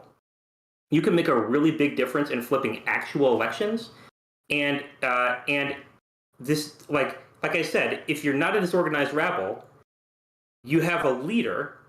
You have a leader who actually can speak to represent you and your agenda, which is Vosh, which means that, so many volunteers dedicate their time to the Democratic Party, but they have no unified, coherent body that's pulling them together and turning them into a block. But you do. So after you do this labor for politicians, you have the power to make demands of the party once they owe you for their victories. So I got really excited when Vosh told us that he was interested in mobilizing his audience. I was super, super psyched. I hadn't run into an opportunity like this in quite some time, believe it or not. And so we pulled together a really small team of professionals here. And for the rest of this election, our solemn vow to you is that we're going to dedicate ourselves full time to support your political operation. So we're going to get all of you into a community where of dedicated political operators. We're going to train you up. We're going to hook you up with campaign volunteer opportunities. We're going to keep a count of every one of you who volunteers so we can prove to every Democrat who manages to win an election in 2022 that you were a big reason why they won. And that's how power actually works. I've worked in a lot of congressional offices, and I'm telling you, chiefs of staff and members of Congress pay attention to stuff like that. And in January 2023, we're going to be going from door to door, talking to elected Democrats to tell them that they need to start taking meetings with Vosh. So if you want to see Vosh in the Capitol next year, you need to go to vosh.gg/map right now. You got to fill out the form, join the Discord, and we'll start hooking you up with opportunities. It's not enough to just watch this stuff. Getting involved in canvassing is, in addition to being an extremely effective way of expressing your political will, genuinely quite satisfying and fun. I cannot overstate to everyone who is watching right now how many emails I have gotten from people saying that they have gone on and phone banked or text banked or joined the DSA or canvassed, even though that involves going outside. I know. I hate it too. How satisfying that has been to them, how good a time they had, friends they've made, effects they've had on local efforts. Even just a couple of people canvassing dedicatedly for a local campaign often can tip the scale. When you're talking elections that are settled by numbers of votes that are in the 3 or 4 digits, I mean, every person that gets involved is tremendously helpful. And in a time where the composition of state legislators is more important than ever, given the fact that Republicans have an edge on that front and a lot of things are being left to the states these days, now that that's the world we're looking at, we need to get involved in a range of campaigns that extend beyond what I am capable of covering on a day-to-day basis. There are thousands of political campaigns, offices being fought for in the United States right now, in this election. Can't cover all of them. but you can know what's in your area, and you can know what you're capable of doing. And that's why I'm leaving all the hard work of actually organizing you guys to these fine professional folks here. I'm going to keep shilling for their Discord and for the whole process of getting you all involved. And the more of you get involved, the larger a number of people we can say we got involved. And large enough numbers do, as Sam said, draw a lot of attention. Right now, apparently, the button on the site's a little bit on the fritz, so we'll get that working just fine. You can join the Discord directly, though, and I encourage you to. The Discord, from which they'll be coordinating all this fine stuff, is called Progressive Victory 2022. I'm going to keep shilling for this, too, so if you're tired of hearing me talk about it now, you're going to hate the next couple months of streaming. But we'll make it through it together. Just to back up what Fush said about it being a rewarding experience canvassing, I would not have ended up a professional in this space if I hadn't genuinely enjoyed, it takes a lot of courage. Like, I definitely was feeling shy at first when I started doing it, but once you get into the swing of it, just knocking doors or making calls, whatever it is, talking to people, it becomes a really validating experience, because you get to see how everybody's experiences are slightly different. They all have their own perspectives and their own issues, but you start to empathize with them and identify with them. And also you see how all of our challenges in our lives are pretty much the same. And, if you're anything like me, you've got challenges in your own life. But it's one thing to face those challenges alone. It's something else completely different to connect with other people about them and to know that you're not alone in facing those challenges. And that's what canvassing is something that can do that for you. And you can get vitamin D, which we're all lacking in. Definitely me. Julie Lynn, do you want to take just a few minutes to talk about some of our, the deeper strategy and some of the targets that we're hoping to hit? Yeah, so thanks for having me again. I don't know about all of you, but especially after this last month, what's been happening at the Supreme Court level, what's been happening at the federal congressional level, there's a lot to feel very disenfranchised and frustrated about. And I think it's important for folks to remember that while it's mostly what happens at the federal level that we hear about, the reality is that what feels like a mythical check and balance actually exists. And especially moving forward, what happens at the state and local level is even more important now, especially with a clearly radicalized far-right Supreme Court. And we can definitely play a major role in what happens at the congressional level with the Senate and House elections this fall. But I cannot stress enough, most people's lives are actually most impacted by what happens at their state houses, state legislative chambers, and their local municipal governments. And so I just want to take a few minutes to tell you about some of the races that you have an opportunity to make a huge difference in this fall. So speaking of the federal level, there's a lot on the line with the U.S. House. Democrats need to keep control for many reasons. The Senate is going to be very close. You've got some big races happening. The Fetterman, Dr. Oz race, of course, most people have heard about. You cannot, I can't tell you how much joy the Snooki video brought me. If you haven't seen it, you definitely should. But let me tell you about a couple races. So first of all, not sure how many Kansans we have in the House, but for those of you in the Midwest, Sharice Davis is the only elected Democrat at the federal level from Kansas. She's also one of the first Native Americans who've ever been elected. She's also openly gay, and as you can appreciate from Kansas, the first and only openly gay Kansan to represent Congress. She's in Kansas 3rd District, and she's actually, surprise, surprise, has a full pack of Republican dogs that are coming after her. She's a kick-ass fighter, and no doubt she's fighting, but she needs your help. So this is a race that we could definitely make a huge difference in. Kansas is a state where dollar goes a lot further. Canvassing efforts go twice as far as some of the other states. So that is a state that's going to be, that's a race that's going to be very, very close. So we have a great opportunity there to help win that for Sharice. Let me tell you about a really awful human being that's in Congress. There's a lot of them, but particularly awful. You may have heard this guy named Dave Schweikert. Dave Schweikert represents Arizona's 1st congressional district. And this guy is a piece of work. So first of all, multiple times, multiple years, has run awful mailers claiming that his candidates are gay.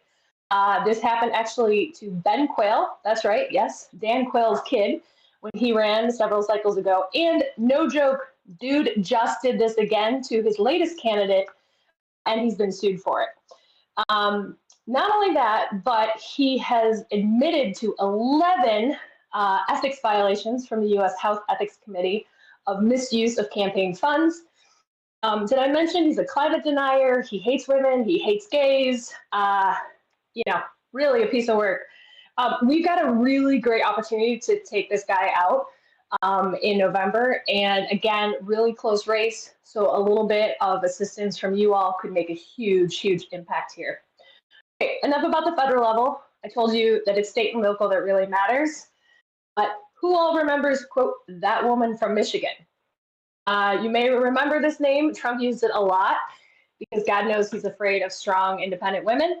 And in this case, he was referencing Michigan Governor Gretchen Whitmer. Gretchen Whitmer is badass. I actually worked on her very first campaign, and I can tell you she's somebody I definitely want having my back in a knife fight. She was also the focus of a kidnapping plot. You may have heard about that one too. Thanks in parts, I'm sure, inspired by Trump's rhetoric. And then who remembers Betsy DeVos? Aha, yes, another piece of work that used to be part of Trump's cabinet. Betsy DeVos is married to the guy who's one of the Amway heirs, so MLM marketing schemes right there. And her brother is Eric Prince of the Blackwater mercenary fame. So a lot of creepiness going on in that family. She and her billions have personally vowed to take out Gretchen Whitmer in the fall. Right now, it's a crowded Republican primary. The front runner is actually going after drag queens because apparently she has nothing better to do. It's going to be a really nasty race. There's lots of money. It's going to be really close. But again, we can easily make a dent and really help the good people of Michigan, whom I'm originally from, help them out. So that's a great opportunity. Last but certainly not least, let's talk about Ohio. Not sure how many Ohioans or former Ohioans we have in the house, but Ohio is kind of like Michigan. There's a lot of people that are from there but don't live there anymore. And I want to tell you about this guy named Taylor Sappington. So Taylor Sappington, the 30-year-old out gay man, grew up in poor rural Appalachia, Ohio. A couple years ago, he ran for city auditor, a very sexy title, of his small town and won. Immediately, he went to work rooting out corruption and has already launched several investigations that have landed several former elected officials in jail for corruption. Pretty cool. Now he set his sights a little higher, and at the age of only 30 years old, I remember when I was 30, he is looking to run against the 60-something-year-old incumbent who is an old Republican dude who there have been many rumors for a long time that he's personally ignoring some of the corruption that's happening in state government. If Taylor Sappington successfully takes out this Republican incumbent, he has an opportunity to root out major corruption across the state and return hard-earned tax dollars to the taxpayers of Ohio and put the money back to work where it should be for the people. This is, again, state auditor. I don't even know if you knew your state has a state auditor, but it's actually a really important role. Again, because it's not as well known as a federal race or even a gubernatorial race, just a couple extra phone calls, door knocks, dollars to Taylor's race could actually really make a huge difference in flipping that race. So between now and then, you're going to hear a lot from Bosch. We're going to support him. We're going to tell you about how in some states, we only need to flip 3 seats. That's it, 3 seats in the state legislature to flip control from Republicans to Democrats. It's not hard to do. This happens all the time. And yes, I have seen personally many races that are decided by less than 500 votes. So every door knocked, every call made, every text sent. Did you know you can text bank? That's the thing. If you really don't want to talk to people, but you still want to make a difference, text banking is great. All makes a huge difference. So I'm really excited to work with y'all. Thanks for having me, Bosch. And I'm excited about the possibilities of what we can do here. So Of thank you. course. This will not be the last time I speak to either of you, obviously, on or off stream. I appreciate you coming on. I'm going to give my audience a pep talk to the virtues of leaving your house and seeing the sun. Thank you very much. And I'll talk to you both soon. Take care. Oh, you didn't see. They waved at me. They had their cams on. I never put their cams on because I was lazy. But they waved. They waved at you guys, too. I assume the wave was for everyone. I hate adjusting my... Okay, no. We're doing the thing. Listen, guys. Please. I am not... And anyone who watches knows, I am not some pet of electoralism. I'm not under the impression that the people we vote in are capable of fixing any and all of our problems. But over the past year, it should be shockingly obvious to all of you how important it is to not have the worst people possible.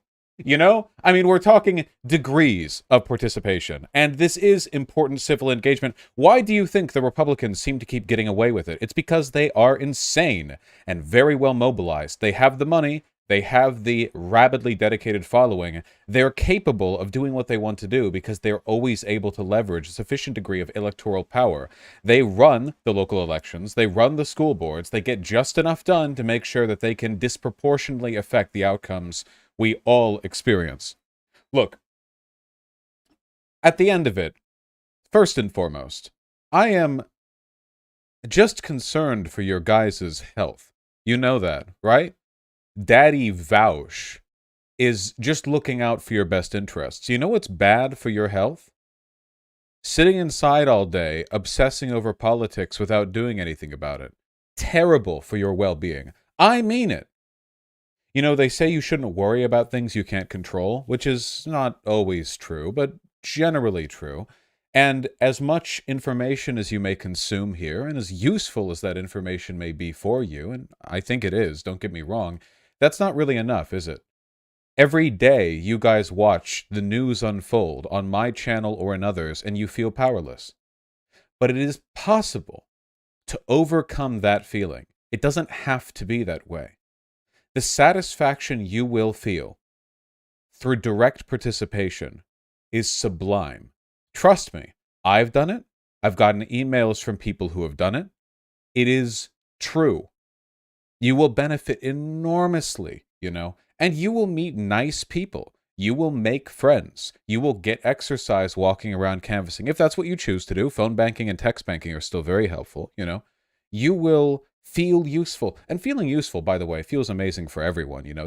People hate that phrase, you'll feel useful. Why? Everyone loves feeling useful. It's like a fundamental thing that people like feeling like, Apparently the reason why the button didn't show up on the, on your version of the load is because Google actually received a higher number of queries than it was expecting through the whole process of submitting the info. So that's just you guys flooding the site. We'll get it back. Yeah, White Nervose is working on it right now. We'll get it. That's on you. That's not on her. We'll get it working in just a bit, okay? I really do want to see a high turnout for this. I'm going to keep shilling for it. Do you have any idea what it would look like to be able to say, oh yeah, this YouTube channel or, this group or whatever, whatever you want to say, it has, a network of thousands of people who do phone banking, text banking, canvassing. It's an extraordinary rate of participation, and it's something that we're going to need if we want to overcome the challenges this country is facing. We need to be aggressive in our advocacy. It's not enough for us to just rely on our leaders to do it for us. And do you trust the Democratic Party to do effective outreach?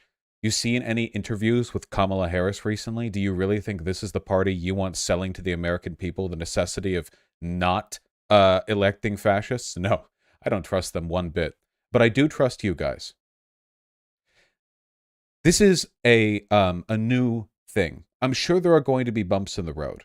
I'm also not directly overseeing the process of getting all of you involved. The goal is that I am a mouthpiece to get you guys involved, And then through that Discord server and the wonderful participation of the fine folks who I just spoke with, they connect you with local campaigns, register your presence in a way that reflects on the power and strength of this community. That's the hope. I think it'll work. It is potentially a very good plan. I think it will be. There will no doubt be some obstacles we have to overcome, and I will overcome them with the rest of you. We will work collectively, and we will make the good things happen. And I'm excited.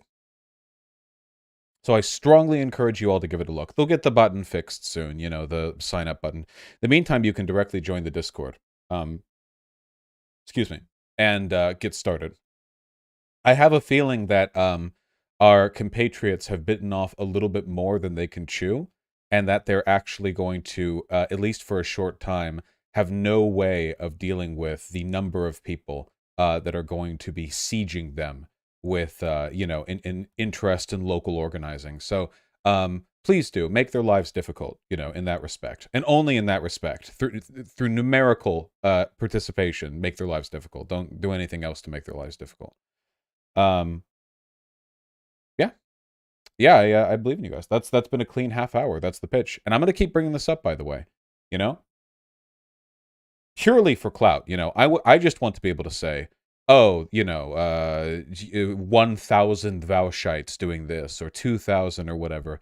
We'll have all the numbers down. We'll feel great about it.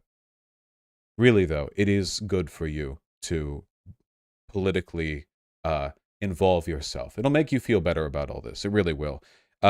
Online, great place to get information, but if that's all you're doing, you know, unless you have my job, this is probably not the best avenue for, like, political action. I mean, maybe some of you will be YouTubers or whatever, I don't know, but you understand, don't you? Will you be sharing this tech with other leftist streamers? We'll do whatever we can to maximize the number of people who get involved. Just keep in mind, the actual organizing, the actual getting people to the campaigns they need to be a part of, making sure as many people are getting to where they need to go as possible, is not being done by me. This is critical, in part because I am not a professional, and also I am stupid and lazy and dumb and an idiot. So I don't want to do those things, and nor do you want me doing them, frankly. Critical that I not do them. I'm a buffoon, you know, a monkey-brained individual. Don't want to do that. And also, of course, because I think it important to not make this a vanity project. I will take great pride in community participation in this, but at the end of the day, it is your work, is it not? If it has my name plastered on it, then it feels like it's not just me taking credit for the participation. It feels like it's like, you know, my thing. But whoever participates can claim it's their thing. I think that's only fair. We are all progressives, after all. That's the name of the server, by the way, Progressive Victory 2022. So it'll be changed to Progressive Victory 2024 after this election cycle. We're going to keep on going. Absolutely. YouTube is asking for the Discord link. Somebody keep spamming the Discord link. Go, go. Go, go, go, go. And remember, those people are professionals. Don't be annoying or internet-brained in their channel. You know, they're just trying to get you from A to B. It's not going to be some social avenue Discord. You know, you're not there to share your favorite anime clips. Don't be annoying and don't look bad on my behalf. I'm sure they're going to have to deal with plenty on the way out anyway, but and Godspeed. And if you want a quick link to everything, vosh.gg/map.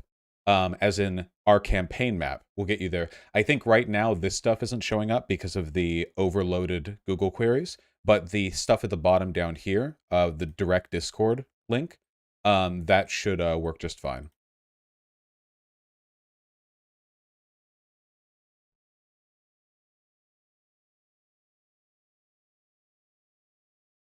You people are completely internet-brained. You know that? Absolutely broken. It's exciting, no? Think of the number of people we could potentially get involved. You realize for some smaller state elections, like, we're talking groups that are operating with so little money that they have maybe 2 or 3 people who do dedicated volunteering. Can you imagine if, like, the local Vaushite army is turned towards them and they suddenly get a windfall of people that are suddenly participating. Like, it's not even just like, it does not even like 100, but like, hey, here's 5 people who are willing to work for you for like, you know, the couple of months leading up to the election. That's like a huge amount. Massive amount. We'll see. I want this to be a very effective use of my audience. You know. Yes, Jason here, please. We are Legion. Yes, 2 to 7 is many more percent. A 250% increase. I thought you weren't supposed to be directly linked to candidates because of the Destiny lesson thing, so I'm confused why you want candidates to hear how many of us canvass they talk to you. This is a long-term thing, but that's them coming to us. In this case, though, I am not involved at all. What? Vouch? What is a vouch? I'm just directing people over to a group of like people who have done politics for decades who are going to direct you to other people's campaigns. I mean, you might as well condemn Bernie Sanders because I directed people to, you know, volunteer for him. It's just too indirect for there to be any immediate problems. But, you know, if it turns out we have like 1,000 Vaushites who have done some kind of organizing work in a given state over the course of the last campaign cycle, and candidates approach me saying, hey, what about this or that, you know, that's real political power, isn't it? The real goal of getting you guys numbered, of getting like enough people together, isn't just the effects we have now, it's the pressure that you can place later. And not just directly through me, the fine, you know, Sam and such, you know, whatever we want to supply our intent to.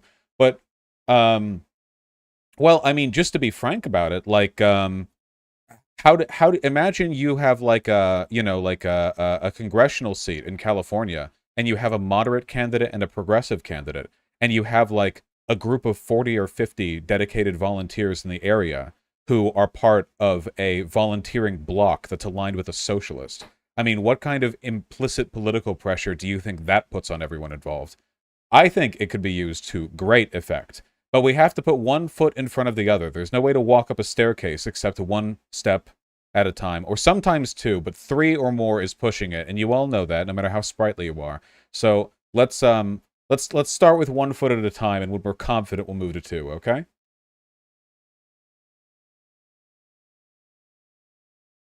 How crypto should we be about this? You people, if you go and volunteer for a candidate, you are doing so for that candidate. That's it. If I show up to canvass for a candidate, you can be annoying around me, okay? I allow you. I will bring the cheese wheel. But if you're in rural Kansas and you're out here like doing stuff, you know, like directed to your local progressive cause, like Vaushite Army, and there's like a bunch of corn farmers there, you know, like I encourage all of you to exercise the barest minimum of social awareness, if at all possible. And you know what? Jokes aside, I'm going to be serious. I actually do trust you guys. I really do. We joke. We do. But I do trust you guys. And I think you're going to do great.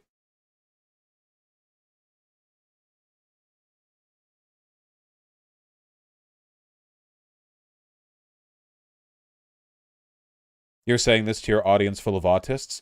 They're not just any autists, my friend. They're my autists. And I trust my autists. These aren't just your regular street-born variety autists, okay? These are Vosh autists. And they are strong. All right, I say we've done our sales pitch, folks. How's about we go back to watching some Jan 6 coverage, huh? Got lots of stuff to cover. And I'm hearing a delightful rumor that the website link is working. Let me see. Well, the link is working. I mean the whole whole other thing. Yep, it works. I'm being told that it works. Sweet. Go for it. Autist reporting for duty. Can you cover what the Canadians and the Europeans can do to help before we get off the subject? Witness me. Watch. Watch us.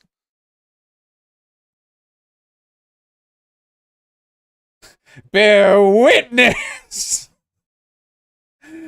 You can do phone and text banking, but depending on the election that's being done, it's like varying degrees of useful. So like if you have a French accent, like you're in France but you speak English, I feel like if there's like a congressional candidate in New York who's looking for a phone banker, you would be fine.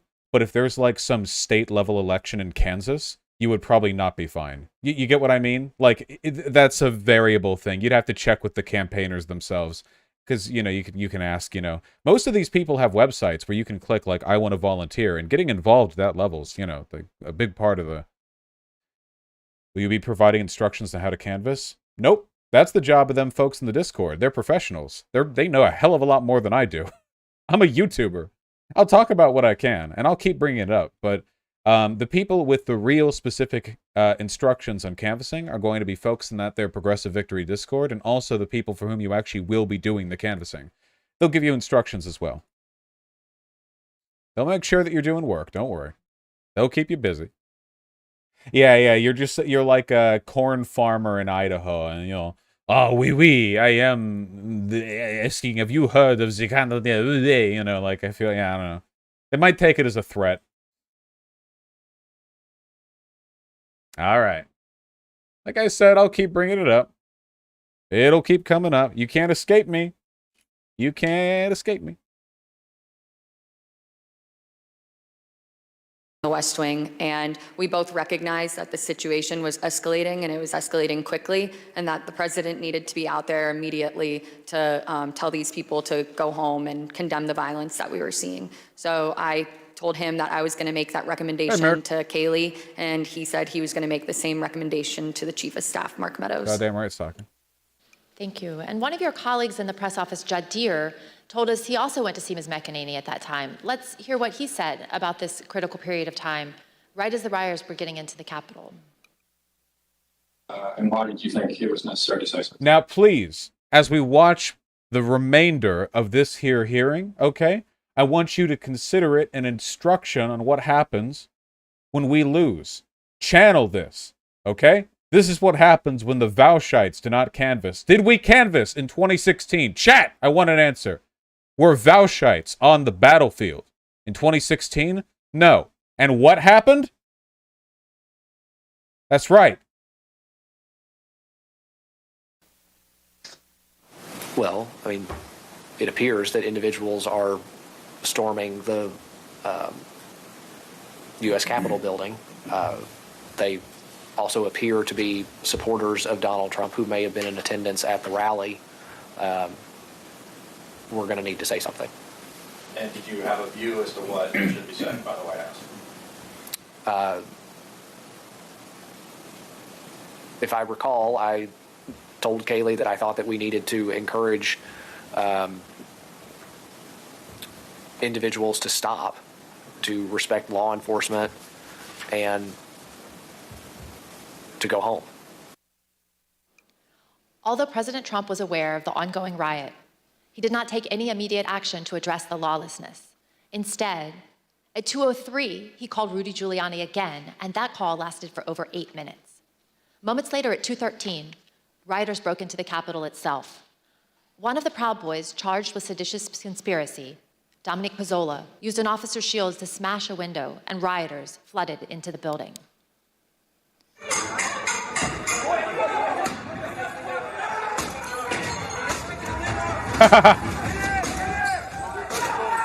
Sorry. Fresh off the Discord. Vosh is going to get involved with canvassing calm, realizing this means Voshites will have to actually talk to and convince libs. Panic. I mean, most Voshites are libs anyway. Calm. There we go. Bringing it right back around.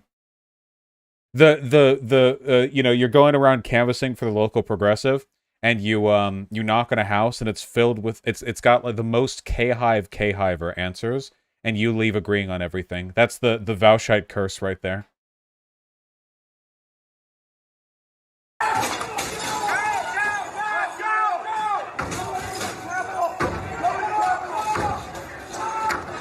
See, this is canvassing. Sir! Sir! Can I talk to you for a second about the 2022 As rioters election? were entering the building, the Secret Service held Vice President Pence in his office right off the Senate chamber for 13 minutes as they worked to clear a safe path to a secure location. Now listen to some of that radio traffic and see what they were seeing as the protesters got just feet away from where the vice president was holding. Oh, sorry.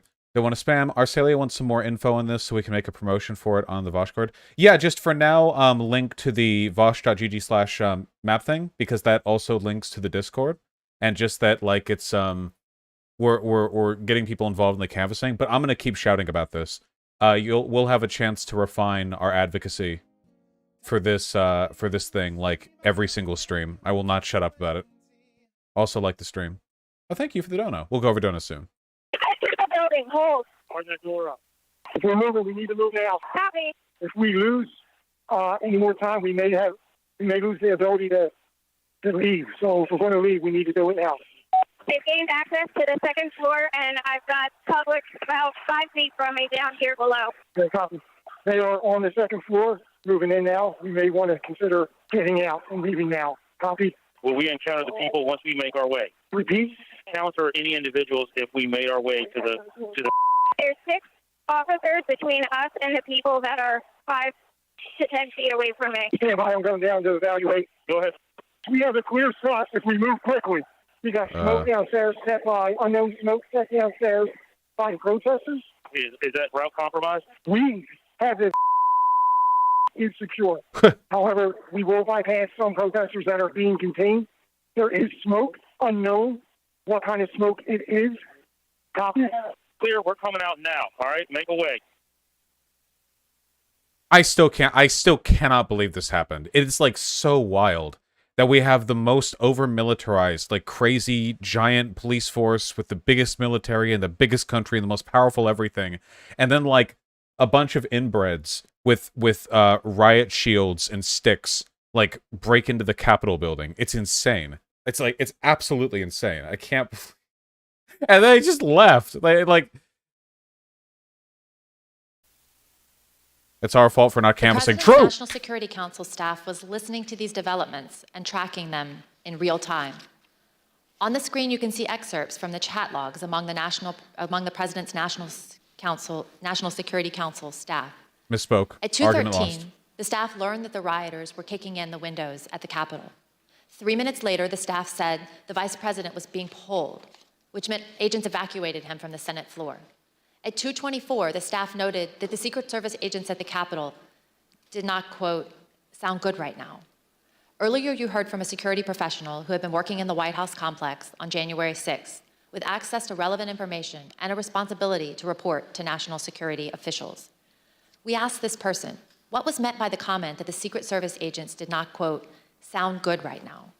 In the following clip of that testimony, which has been modified to protect the individual's identity, the professional discusses what they heard from listening to the incoming radio traffic that day. Okay, that last entry in the page of service, the Capitol does not sound good right now. Correct. What does that mean?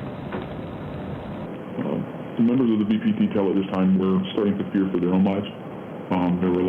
There was a lot of yelling, a lot of... Quick pointer, by the way, really quick. Do you guys agree that I should change the website subscription sound to this with like a bunch of guys shouting "We are Legion," like "We are Legion," like that, and that should be like any tier 1, tier 2, tier 3, tier 4 sub? That feels right, doesn't it? Like that feels correct. Yeah. I love this comic more than anything in life. I still have no idea if it was made by somebody who likes me or dislikes me. I still genuinely don't know. There's no way to tell. It's absolutely impossible. It's perfect. A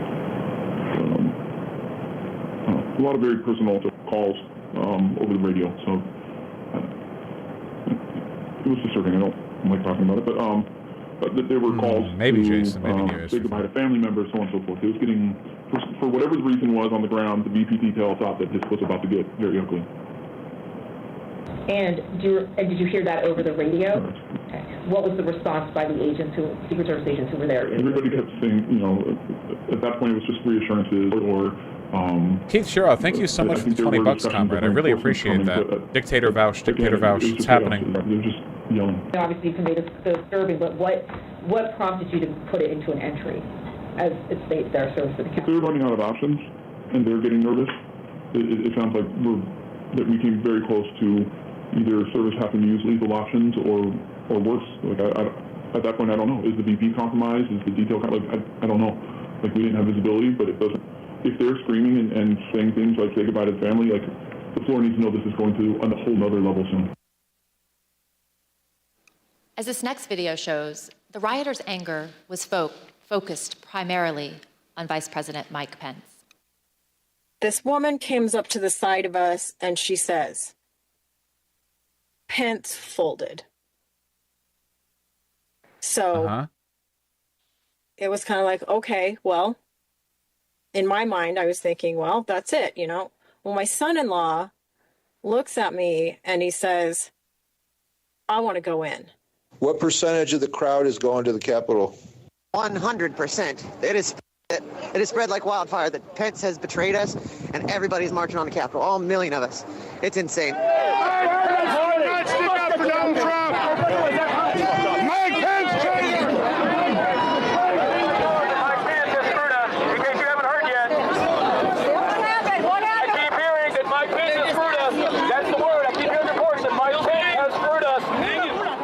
Did people appear angry as you were walking to the Capitol? Yeah, a lot of people seemed like they were very upset. Tell us some of the things they were saying, if you recall. Oh, they were saying all types. People were screaming all types of stuff. They were mad that Vice President Pence was going to accept the electorals. It was a little. If you could think it up, you were hearing it. I believe that Vice President Pence was going to certify the electoral votes or not certify them, but I guess that's just changed, correct? And it's a very big disappointment. I think there's several 100,000 people here that are very disappointed. Where are these estimates coming from, by the way? Aren't most of the estimates of the people who at the Capitol like around 10,000? How many people made it to the Capitol? Several hundred. It was not several 100,000. That would be like filling up more billion. You guys are useless. Hold on. How many people attended Obama's inauguration? Because that like filled the whole 1.8 million people. Okay, I'm just trying to get like a visual for how many. 1.8 million. Wait, 1.8 million? That is insane. That's 0.5% of the entire U.S. population, give or take. Yeah, 1.8. Huh. That's a lot of people. That actually is a more billion.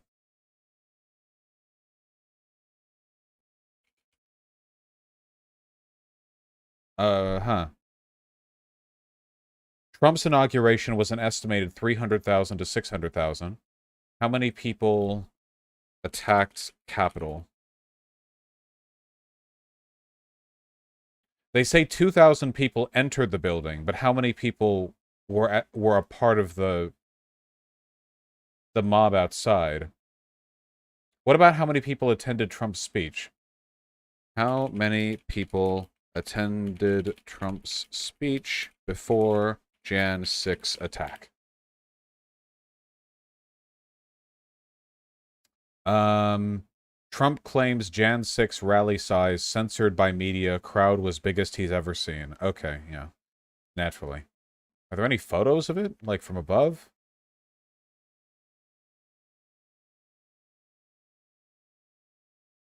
No? These are all photos from the crowd. You can't tell when the photos are from the crowd.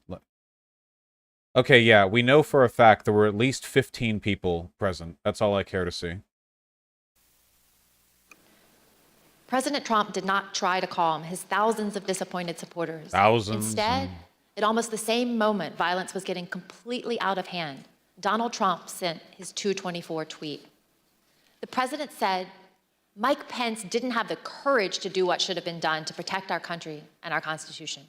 Despite knowing the Capitol had been breached and the mob was in the building, President Trump called Mike Pence a coward and placed all the blame on him for not stopping the certification. He put a target on his own vice president's back. Mr. Pottinger and Ms. Matthews, when we ask you about your reaction to seeing the 224 tweet in real time, you both used the same imagery to describe it. President Trump was adding fuel to the fire. Mr. Pottinger, you made the decision to resign after seeing this tweet. Can you please tell us why? Yes, so that was pretty soon after I did. Pick up 1-6 crowd from afar. Fuck you. This doesn't even show North America. Why would you? Why? God damn it. Or shortly before I'd gotten back to the White House, I'd come from off-site. I began to see for the first time those images on TV of the chaos that was unfolding at the Capitol. One of my aides handed me a sheet of paper that contained the tweet that you just read. I read it and was quite disturbed by it. I was disturbed and worried to see that the president was attacking Vice President Pence for doing his constitutional duty. So the tweet looked to me like the opposite of what we really needed at that moment, which was a de-escalation. And that's why I had said earlier that it looked like fuel being poured on the fire. So that was the moment that I decided that I was going to resign, that would be my last day at the White House. I simply didn't want to be associated with the events that were unfolding on the Capitol. Thank you. And Ms. Matthews, what was your reaction to the president's tweet about Vice President Pence? So it was obvious that the situation at the Capitol was violent and escalating quickly. And so I thought that the tweet about the vice president was the last thing that was needed in that moment. And I remember thinking that this was going to be bad for him to tweet this because it was essentially him giving the green light to these people, telling them that what they were doing at the steps of the Capitol and entering the Capitol was okay, that they were justified in their anger. And he shouldn't have been doing that. He should have been telling these people to go home and to leave and to condemn the violence that we were seeing. And I'm someone who has worked with him. You know, I worked on the campaign, traveled all around the country, going to countless rallies with him, and I've seen the impact that his words have on his supporters. They truly latch on to every word and every tweet that he says. And so I think that in that moment, for him to tweet out the message about Mike Pence, it was him pouring gasoline on the fire and making it much worse. Thank you both. And let's watch what others also told us about their reactions to this tweet. I don't remember when exactly I heard about that tweet, but my reaction to it is that's a terrible tweet. And I disagreed with the sentiment and I thought it was wrong. What was your reaction when you saw that tweet? Extremely unhelpful. Why? The language they use, unhelpful. Like, it's never... All the time when they describe it, it's like the language they use is fully indicative of them being people who are ideologically okay with democracy being overturned, but just didn't think that this was it, Chief. It's all, this should have stayed in the drafts. Like, it's not bad take.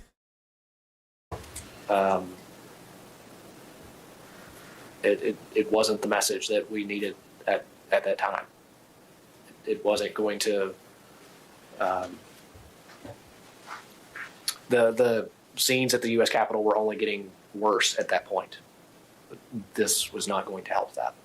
Were you concerned it made it worse? Certainly. Ms. Hutchinson, what was your reaction when you saw this tweet? As a staffer that worked to always represent the administration to the best of my ability and to showcase the good things that he had done for the country, I remember feeling frustrated, disappointed, and really, it felt personal. I was really sad. As an American, I was disgusted. It was unpatriotic. It was un-American. We were watching the Capitol building get defaced over a lie. That's probably the closest thing I've actually heard to an ideological condemnation, I have to say. At least calling it unpatriotic and un-American, it would indicate that there's something like broadly wrong with it that wasn't just its execution. And listen, this is the lowest bar to clear. The bar I'm talking about right now is indicate that you're not okay with fascism destroying democracy. That's the bar that I'm referring to. As you will see, at 2:26, the vice president had to be evacuated to safety a second time and came within 40 feet of the rioters. The attack escalated quickly right after the tweet.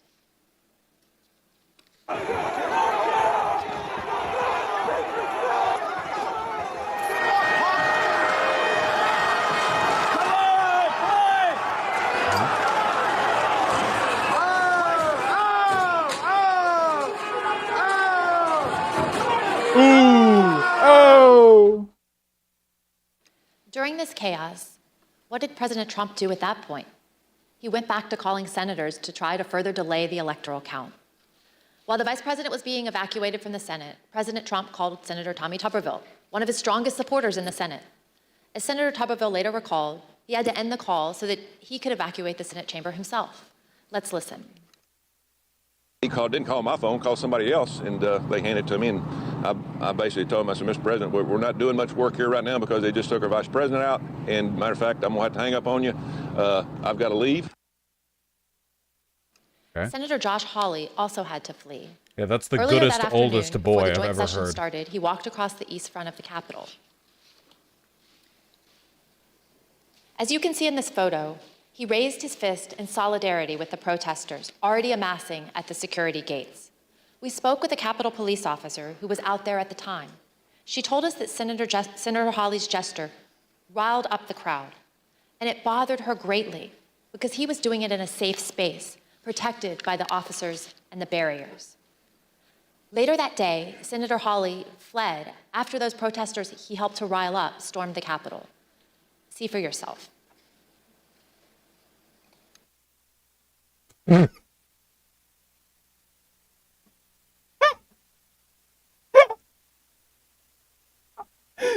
Ooh, better get on out of here. Ooh. Think about what we've seen. Undeniable violence at the Capitol. The vice president being evacuated to safety by the Secret Service. Senators running through the hallways of the Senate to get away from the mob. As the commander-in-chief, President Trump was oath and duty bound to protect the Capitol. His senior staff understood that. Do you believe, Jared, that the president has an obligation to ensure a peaceful transfer of power? Yes. And do you think the president has an obligation to defend all three branches of our government? I can't believe his face. I believe so. Jared's. And I assume you also would agree the president has a particular obligation to take care that the laws be faithfully executed. That is one of the president's obligations, correct? No, I mean, I asked what his duty is. Well, I mean, there's a constitutional duty. What he has, he's the commander in chief, and that was that was my biggest issue with him as national security advisor. Rather than uphold his duty to the Constitution, President Trump allowed the mob to achieve the delay that he hoped would keep him in power. I reserve. The gentlewoman reserves. I request that those in the hearing room remain seated until the Capitol Police have escorted members and witnesses from the room. I now declare the committee in recess for a period of approximately 10 minutes. Nice try, but I'm not watching live because we talked about canvassing for a bit. Are you guys excited? I'm excited. Now that we're not in like the bit that's going to get clipped for a video, I can talk about it a little like more relaxed, and I'm excited for this, you know? I'll try to do some canvassing myself personally. I just I hate travel so fucking much. I'll do what I can. I want to. Like I want to do with multiple like things, you know. But it can't be limited. It can't be limited just to where I can go to, right? Like I don't only want people to canvass because they get to like get a cheese wheel with me, right? Like I want you guys canvassing because you want to canvass, you know? Like no matter what happens. Yeah. We'll see what we can do about the cheese wheels, but about the larger Voshite meetings, okay? Are there literal cheese wheels? Well, if I go to one, I'll buy a cheese wheel, yeah. But you guys get what I mean, right?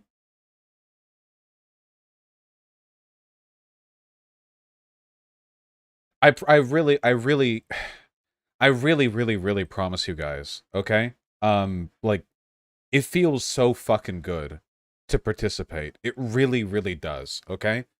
You have to understand that. It's so important.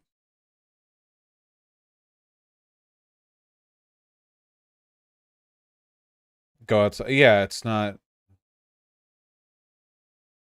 How are you guys going to convince anyone voting Dem with Biden in office? Because we're not talking about getting people to vote for Biden. We're talking about, like, local candidates. Well, like, you guys are probably mostly going to be directed towards progressive candidates or, like, key races, you know? And you guys can argue in favor of a more moderate Democrat if it's, like, a neck-and-neck race with a Republican. You will do that. There's a big... Yeah, there's a lot.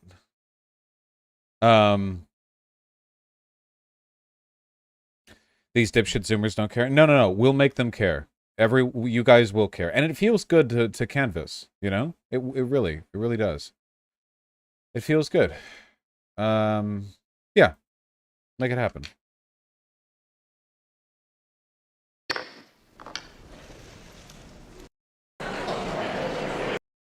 Long recess. Did you believe that the tweets? Okay.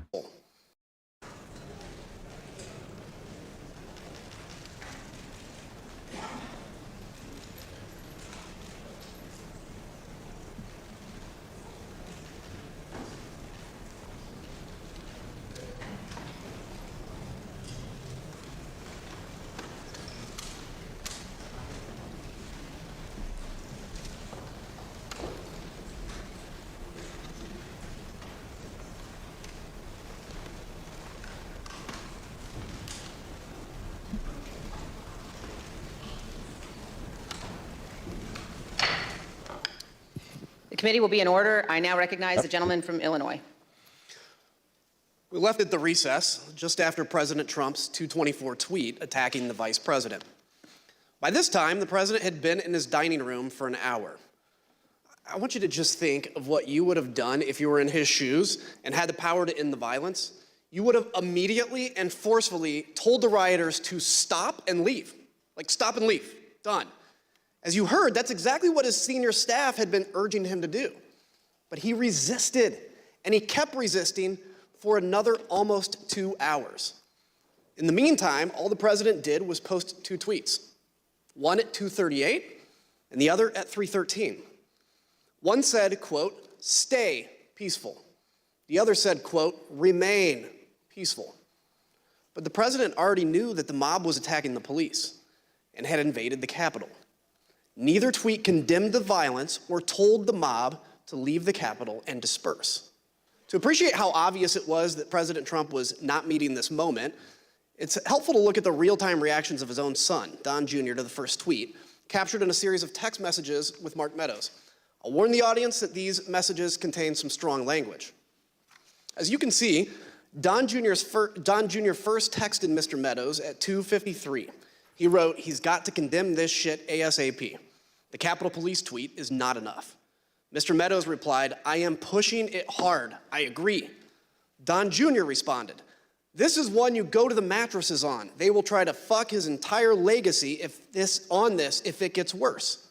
Here's what Don Jr. told us he meant by go to the mattresses. At 2:58, when you say that that Mr. Meadows needs to go to the mattresses. Not only his legacy, but also those texts were at what, 3? Like an hour and a half after it started?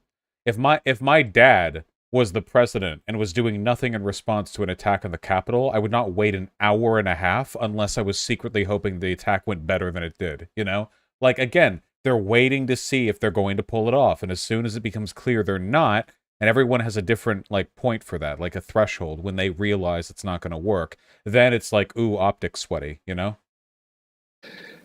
And Trump waited the longest, because he's the most delusional. Just a reference for going all in. I think it's a Godfather reference. Sean Hannity agreed, and he also turned to Mark Meadows for help after the president's second tweet. As you can see, Mr. Hannity texted at 3:31 to say Trump needed to deliver a statement to the nation telling the rioters to leave the Capitol. Mr. Meadows responded that he was, quote, on it. Don Jr. and Sean Hannity were not the only ones who implored Mr. Meadows to get the president to speak to the nation and tell the mob to leave. the only ones who implored Mr. Meadows to get the president to speak to the nation and tell the mob to leave, to go home. Go home.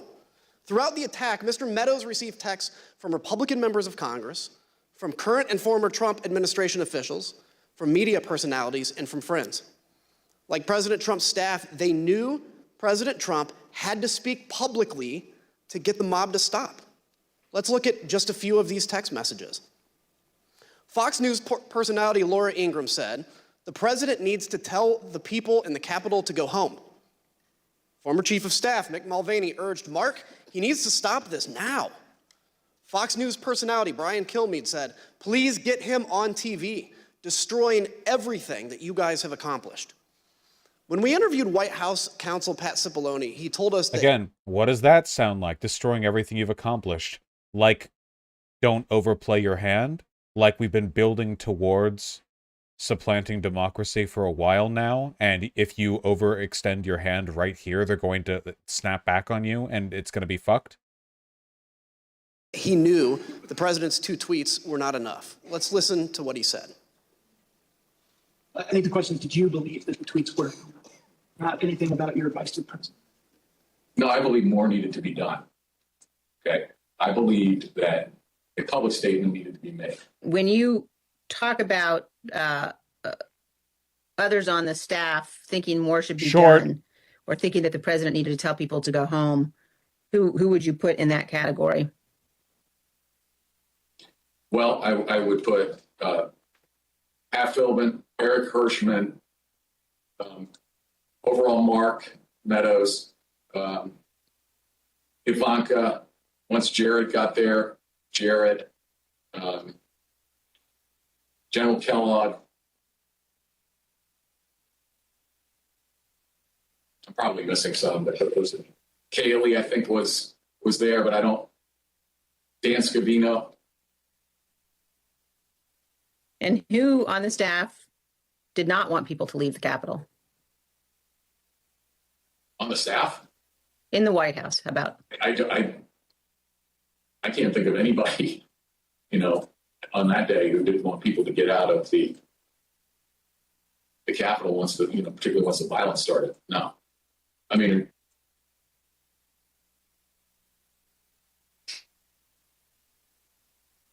what about the president? Yeah. She said the staff. So I answered. No, I said in the White House. Oh, I'm sorry. I apologize. I thought you said who else on the staff.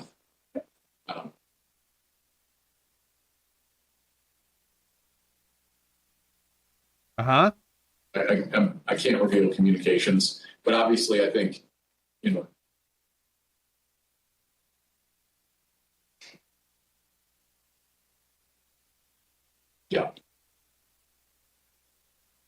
Let's pause on that last statement.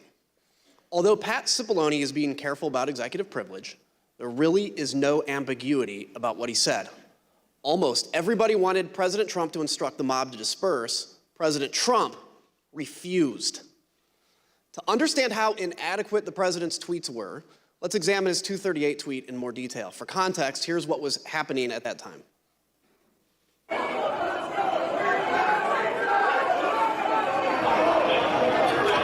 They broke the glass?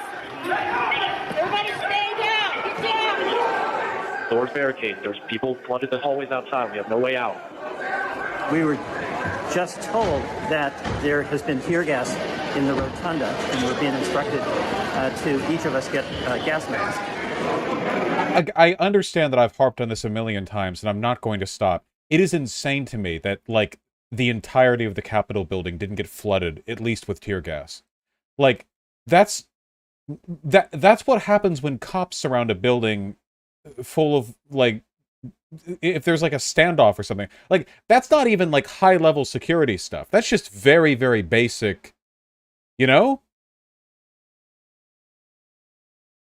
just so weird. I guess the reason why I keep harping on this, have I told this story before? I've been stopped by Secret Service before in DC. I've told this story before, but I don't know if everyone here has heard it because not everyone watches every stream. But yeah, I've been you told it once. Yeah, I've been stopped by Secret Service before. way back when I was like like 18 or something. I was like just out of high school. I visited friends who were in Baltimore, and we spent some time visiting DC because I'd never seen the Capitol before. And you know, like DC is a really cool city because you get to see these gigantic monuments to the power of the United States right alongside like 5,000 homeless black dudes everywhere because the city is mega redlined and like very racist in policy outcome. So you've got like the quintessential Americana right there, which is, you know, just fantastic. Also, the whole city is built like a fortress. If you're paying attention, everything within like a mile of the White House looks like it's ready for the end of the world. Like there are tank traps and like fortress blocks, and there are like you know how most cities will just have areas that have weird walls. They have those, but everywhere, and they're all like 8 feet thick. It's like the whole like it's very you can walk through and you can imagine like, oh, that's where the machine gun nest would be. That's where they have like the anti-air cannons, you know, like that, like because it's the White House, yeah, like it's the White House, yeah. So yeah, the whole city is a fortress, and I was walking around with my friends, like talking about this openly, because I mean, I can't talk telepathically, so I have to talk openly to communicate. And a little while into the walking around, we noticed there's a dude following us, and he's a Secret Service agent. He's in a black and white suit. He has the tie clip. He has the earpiece. He has shades on. He's like a mountain of a man. He's like 7 feet tall, you know, like, and he's like behind us. He's followed us through like 3 like turns or whatever. And I lean over to my friend, like, do you know, like, the guy's, like, right behind us, right? And they're like, that's not the Secret Service, is it? And I'm like, no, there's no way that's actually, like, we're not actually being followed by the Secret Service. And then a fucking black limo pulls up in front of us at the curb, and we get detained by the Secret Service. Because I fucking jinxed it. Maybe they would have let me go if I'd never, like, pointed it out. Why? Because I was talking about the city's defense. That's all it takes. I mean, they get paid a lot, and they get bored, right? I guess they have to do something. Regular cops are like that, too. But yeah, no, the fucking Secret Service. One of the guys was like, I don't know, I guess there are like 2 tiers of Secret Service, like the ones who hide and the ones who don't, because 2 of the guys who came out of the black limo had machine guns. Like they were all Secret Service, but like you had the agents who were guys in suits, and then you had the ones with like these yellow vests with like the fucking because there are dudes with like rifles like all over DC, right? Like anyway, they talked for us with us for a while. Yeah. And sorry, no, for gun nerds, by machine gun I don't mean like LMGs. I mean like they had automatic weapons. Like they had the large rifle with a strap over their neck, and they had like clearly a smaller rifle, or I don't know if what do they call them, like a machine pistol? They had like one of those small automatic guns that are really cool. The ones that look like they're used by like Colombian death squads and like the mafia or something. Yeah, like Uzi. Yeah, like the like a little. Yeah, like this big, but like obviously automatic because the magazine was. Yeah, you know, like yeah, like an SMG type thing. Yeah, I've never fired one, so I don't know like details about it. But it was in that ballpark, like MP5 vibes, maybe. I don't know. Look, whatever. Anyway, we got detained and interrogated for a bit. They asked every detail of everything I've ever done in life. What's up? I don't think so. Is he missing? Oh no, I just was looking for him. Oh, I'll check. Sorry to me. I haven't seen him up on. Oh no, he's here. Okay, that's what I thought. Is he in the tub? Nah, he's laying on the bath mat, and he looks very fat. Okay. Yeah, I hadn't seen him in a while. I guess he's been in there. Yeah, he's just laying on there. Fat boy. Pigeon's curled up on the bed. Good, tell Pigeon I love her. What was I talking about? Did they let you go? Well, I'm not dead, so yeah. I thought you were a gun nerd. I'm a gun nerd about guns that I've fired. I've never fired a submachine gun. They cloned you? Yeah. The closest that I got to death that day was I think I've told this exact thing so the fact that I still remember it is testament to the fact that it happened. I got interrogated by the guy with the rifle, the guy who was not undercover, you know, like with all the guns and shit. He was clearly ex-military. Dude was jacked, you know, whatever. Like, yeah. And at one point he asked me if I had a weapon on me, and I said no. And then I gave him a smile and I said, but I used to do wrestling in high school, so actually my whole body is a weapon. And he like put one hand on the stock of the rifle on his chest, and he said, really? And I said, no. I thought he'd appreciate the joke. He didn't, though. Well. Yeah, no sense of humor on the Secret Service. Can you imagine? Yeah, robot. They were robots. Was he fucking with you or really that paranoid? I have no fucking idea what the Secret Service can do. One of the agents that came out of the car was pretty chill, though. He looked like, I don't know if there's like a Secret Service equivalent of tenure, but he had facial hair. I didn't know you could have facial hair on the Secret Service. He had like relatively long dark hair and shades and like a light beard, and he was way more jokey than everyone else there. And when one guy asked me if I was answer some questions, that guy stepped in and said, please say no. You have a legal right to say no. I don't want to do the paperwork. Because I guess he didn't think it was as entertaining to like have us detained since we obviously didn't have anything going on.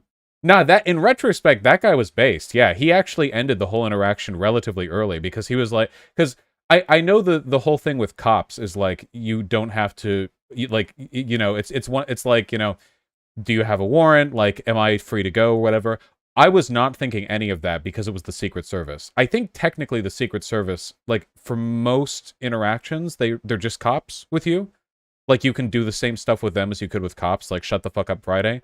But all of my like instinctual Secret Service, all my instinctual like cop response behavior was shut off because it was the fucking Secret Service. And there was a dude with a rifle in front of me. So it was, yeah, so, you know. Yeah. What'll happen when you have leftist cops? It was, yeah, I really think that guy just didn't want to do paperwork. So, that's cool. Yeah. That the day he got recruited to the CIA. CIA is in Langley, sorry, not DC. Alright. I need to know, how did they know what you were saying? I have no idea how they heard what I was saying. I don't know if somebody, like, walked by and picked it up. I assume they have listening devices literally all over DC, nearby the White House. Like, they probably literally do have, like, really good microphones everywhere, all over the place. It could have been, like, a phone signal. Like, there are a million things. It's, like, right there. Which is why, to get back to it, I keep harping on, like, oh, so you can just you break the windows and walk in. I know you can be stopped before you get in here because they magically realized that I was saying slightly suspicious stuff like a third of a mile out from the White House. I know that they have defensive systems here. There are buttons. They're probably buttons. They could have turned all these staircases into like ramps and then like opened an alligator pit at the base of the staircase, so they all like slip and slide in like a Looney Tunes or some shit. I know they have this stuff, okay?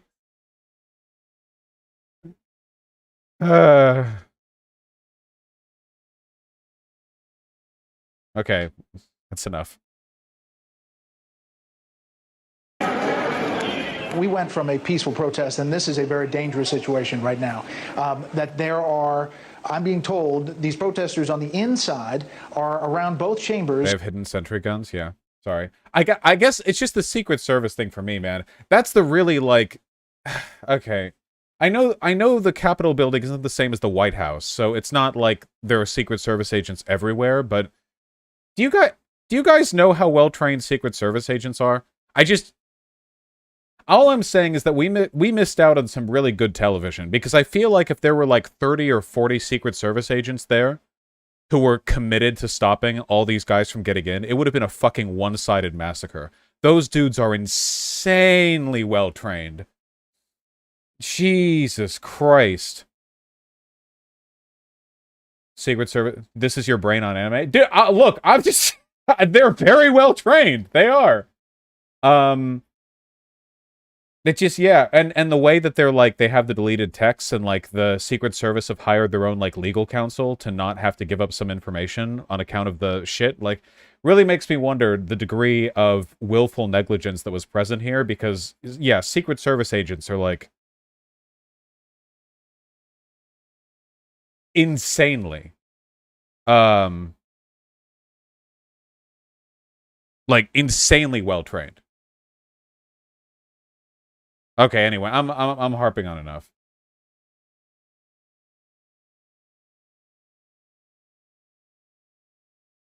And there is now tear gas inside the Capitol Rotunda. In fact, members locked in the House are being instructed to put on masks.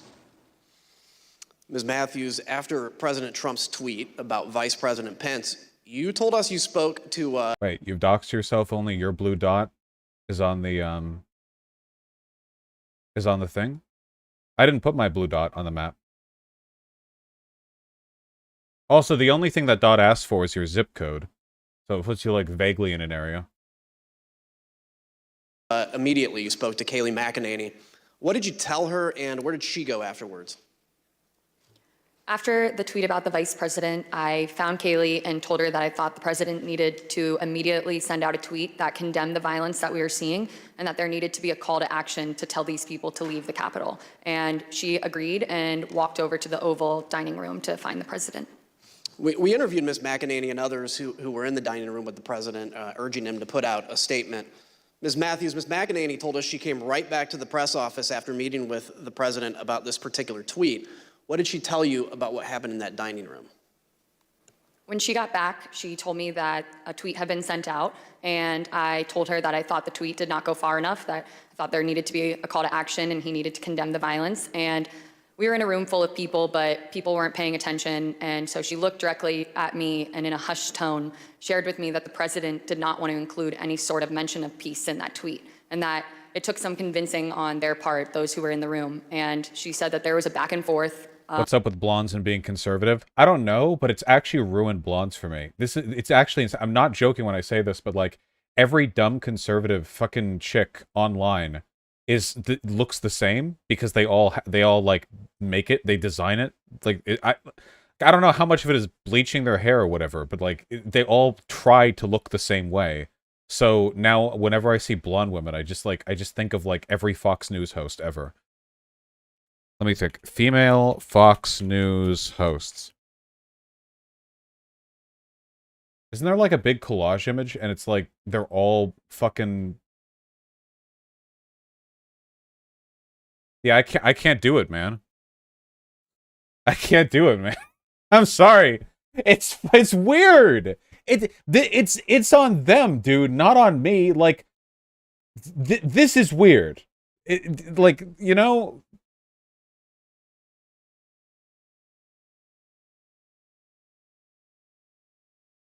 going over different phrases to find something that he was comfortable with. And it wasn't until Ivanka Trump suggested the phrase, "stay peaceful," that he finally agreed to include it. The president resisted writing "stay peaceful" in a tweet. He told Mark Meadows that the rioters were doing what they should be doing, and the rioters understood they were doing what President Trump wanted them to do.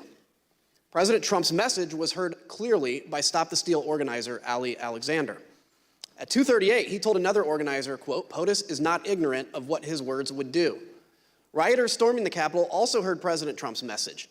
In this video, you'll see surveillance footage from the rotunda that shows a group of Oath Keepers, including Jessica Watkins, who's been charged with seditious conspiracy.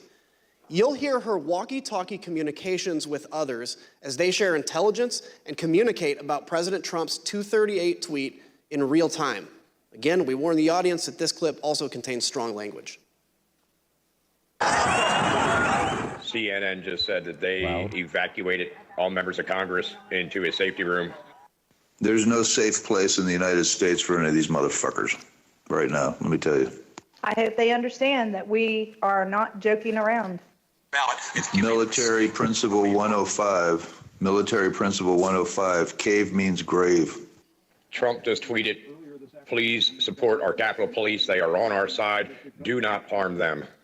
in our process. That's saying a lot by what he didn't say. He didn't say not to do anything to the congressman. Well, he did not ask them to stand down. He's just said, stand by the Capitol Police. They are on our side, and they are good people. So it's getting real down there. I got it on TV, and it's looking pretty friggin' radical to me. CNN said that Trump has egged this on, that he is egging it on, and that he is watching the country burn 2 weeks before he leaves office. He is not leaving office. I don't give a shit what they say. We are in the mezzanine. We are in the main dome right now. We are rocking it. They're throwing grenades. They're freaking shooting people with paintballs, but we're in here. Be safe, be safe. God bless and Godspeed, and keep going. Get it, Jess. Do your shit. This is what we fucking lived up for. Everything we fucking trained for. Took over the Capitol. Overran the Capitol. We're in the fucking Capitol, bro. We've now seen how President Trump's supporters reacted to his tweets. Mr. Pottinger, you told us that you consider the tweets sent to this point to be, quote, wholly inadequate given the urgency of the crisis. What, in your view, would have been needed? Yeah, it was insufficient. I think what you could count me among those who was hoping to see an unequivocal, strong statement clearing out the Capitol, telling people to stand down, leave, go home. I think that's what we were hoping for. So something a lot more kind of definitive and not ambiguous, because he has that power over his folks. Ms. Matthews, you told us about a colleague who said during the attack that the president should not condemn the violence. Can you please tell us about that moment and your reaction? Yes, so a conversation started in the press office after the president sent out those 2 tweets that I deemed were insufficient. And a colleague suggested that the president shouldn't condemn the violence because they thought it would be, quote, handing a win to the media if he were to condemn his supporters. And I disagreed. I thought that we should condemn the violence and condemn it unequivocally. And I thought that he needed to include a call to action and to tell these people to go home.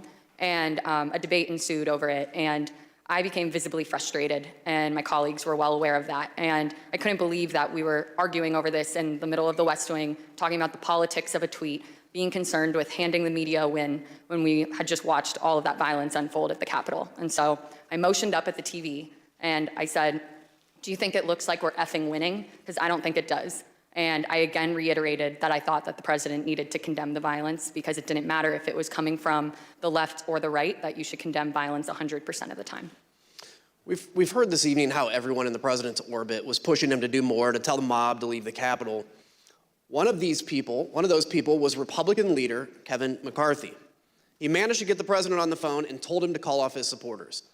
As you will hear, the president refused, and so Leader McCarthy reached out for help to Ivanka Trump, who was at the White House, and Jared Kushner, who that afternoon had just arrived back on a flight from the Middle East.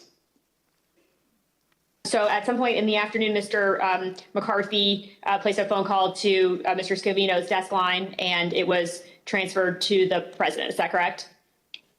That's generally what I recall. Okay. Were you involved in transferring that call? Yes. Okay. Where was the president at the time that he took that call? He was in the dining room. Would you personally reach out to the president for more support? I've already talked to the president. I called him. I think we need to make a statement, make sure that we can calm individuals down. Did Mr. McCarthy indicate that he had been in touch with President Trump? He indicated that he had had some conversation. I don't recall whether it was with the president or somebody at the White House, but I think he expressed frustration that not taking the circumstance as seriously as they should in that moment. You know, I asked Kevin McCarthy, who's the Republican leader, about this, and he said he called Donald. He finally got through to Donald Trump, and he said, "You have got to get on TV. You've got to get on Twitter. You've got to call these people off." You know what the president said to him? This is as it's happening. He said, "Well, Kevin, these aren't my people. You know, these are Antifa."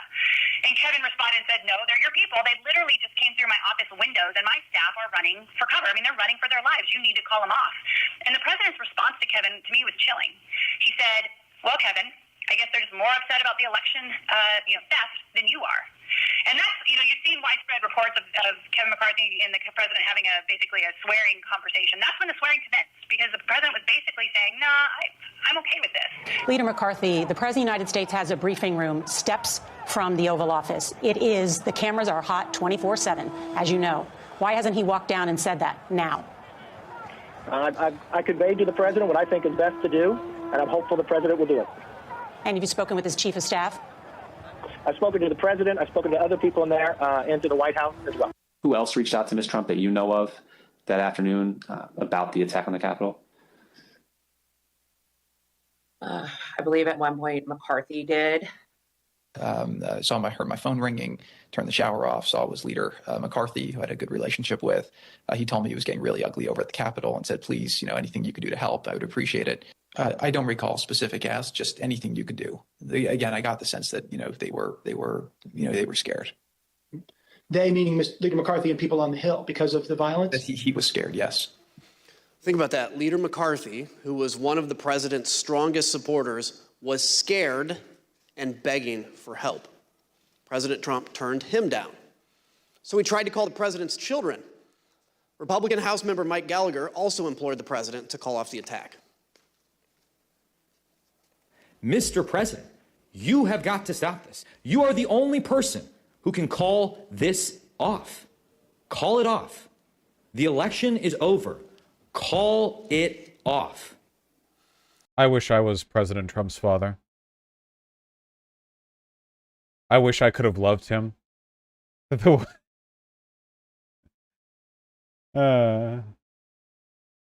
President-elect Joe Biden also went live on TV to demand that President Trump tell the mob to leave.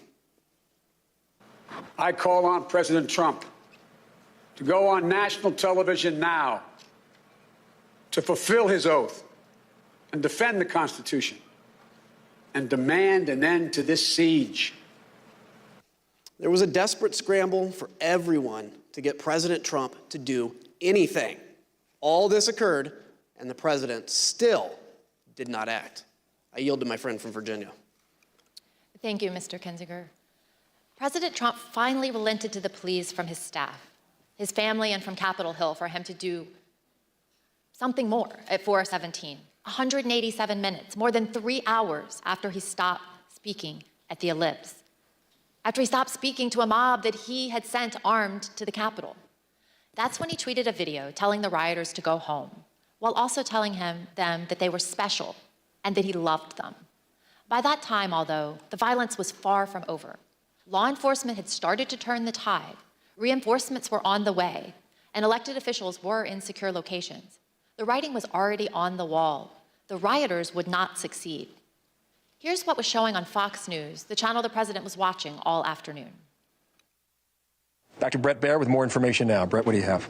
Our Pentagon team, Jen Griffin, Lucas Tomlinson, confirming the Defense Department has now mobilized the entire D.C. National Guard, 1,800 troops. Takes several hours, as I was mentioning before, to get them up and running. The Army Secretary Ron McCarthy is setting up a headquarters at the FBI. You just heard from David Spunt that the FBI is also sending troops to the Capitol. It's no coincidence, then, that President Trump finally gave in and went out to the Rose Garden at 4:03. His staff had prepared a script for him to read, but he refused to use it. As you can see on the screen... Holy shit, is the only reason he broke that far in because he was worried about the feds massacring those people? Wait, was that... Because the FBI has not been under Trump's heel for his presidency. The FBI investigated the whole Mueller report, all that shit. Yeah, and I wonder if the only reason he backed off at that point was because he realized the FBI represented like a military force that he couldn't control. Man, I don't know. Holy shit. Can you imagine if the feds opened fire? Well, they say like the FBI sent troops. I don't know what like what the like firepower of the FBI is, but it's definitely more than enough to clear out the Capitol rioters, you know? Oh God, can you imagine if they did that? The Republicans would have had such a hate boner for the FBI. They already have one. Imagine how bad it would have gotten. Jesus Christ. SWAT level, I'm sure. I'm actually, wait, hold on. How many FBI agents are there? But agent, like, you probably don't have to be an agent to be a part of their, like, fighting force, right? I actually don't know. I don't really know how they're, like... The FBI's direct authorized positions for fiscal year 2022 total 36,000. But those aren't all agents. Those would just be people... Yeah, the FBI employs about 35,000 people. If I look FBI troops? I don't know.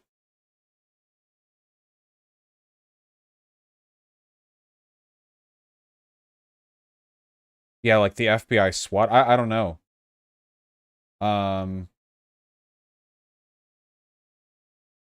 Yeah, armed personnel. I'm trying to see if there's any data on that. Would it be classified? Probably not. You could probably get general info. Wait, 13,000 special agents.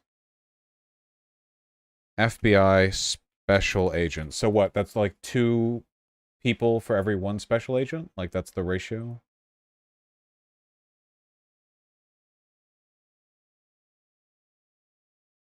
Special agents bring their skills okay, this is like a fucking tagline for them. Okay, yeah, it looks like a special agent.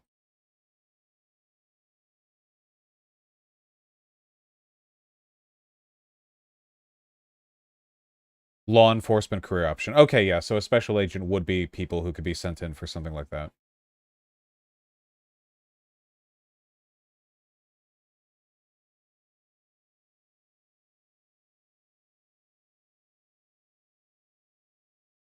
Sorry, I'm just looking. Okay. You can see the script is stamped "President has seen." The script said, quote, "I'm asking you to leave the capital region now and go home in a peaceful way." The president was urged to stick to this script, but he spoke off the cuff. Eric Hirschman and Nick Luna went with the president to film the message in the Rose Garden. Let's hear what they had to say and see the never-before-seen raw footage of the president recording this video message. Ultimately, these remarks that we're looking at here in Exhibit 25 were not the remarks that the president delivered in the Rose Garden. Do you know why the president decided not to use these? I don't know, sir. No, I do not know why. Did the president use any written remarks to your knowledge, or did he just go off the cuff? To my knowledge, it was off the cuff, sir. Good chase. Yep. When you're ready, sir. Yep. I'll be right behind you.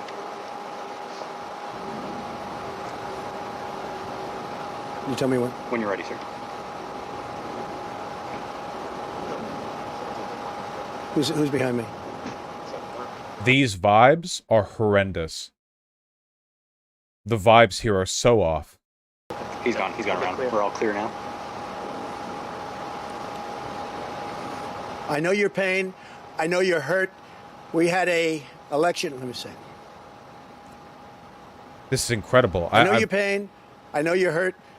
We had an election that was stolen from us. It was a landslide election, and everyone knows it, especially the other side. But you have to go home now. We have to have peace. We have to have law and order. We have to respect our great people in law and order. We don't want anybody hurt. It's a very tough period of time. There's never been a time like this where such a thing happened, where they could take it away from all of us, from me, from you, from our country. This was a fraudulent election, but we can't play into the hands of these people. We have to have peace. So go home. We love you. You're very special. You've seen what happens. You see the way others are treated that are so bad and so evil. I know how you feel, but go home and go home in peace. When I got there, basically the president just had finished filming the video, and I think he was basically retiring for the day. Was there any discussion about the president releasing a second video that day? Not that I recall. When he finished his video, I think everyone was like, day's over. People were pretty drained. Okay. We're pretty what? Drained. But we say day over. I mean, there were still people in the Capitol at that point, weren't there? There were people in the Capitol, but I believe by this stage, law enforcement, I'd have to go back and look, but I believe law enforcement was either there or moving in or going to take charge. I just say people were emotionally drained by the time that videotape was done. Emotionally drained? At the White House? Here's what was happening at the same time at the Capitol. We warned the audience that this clip also contains strong language and violence. Keep pushing, don't lose the momentum.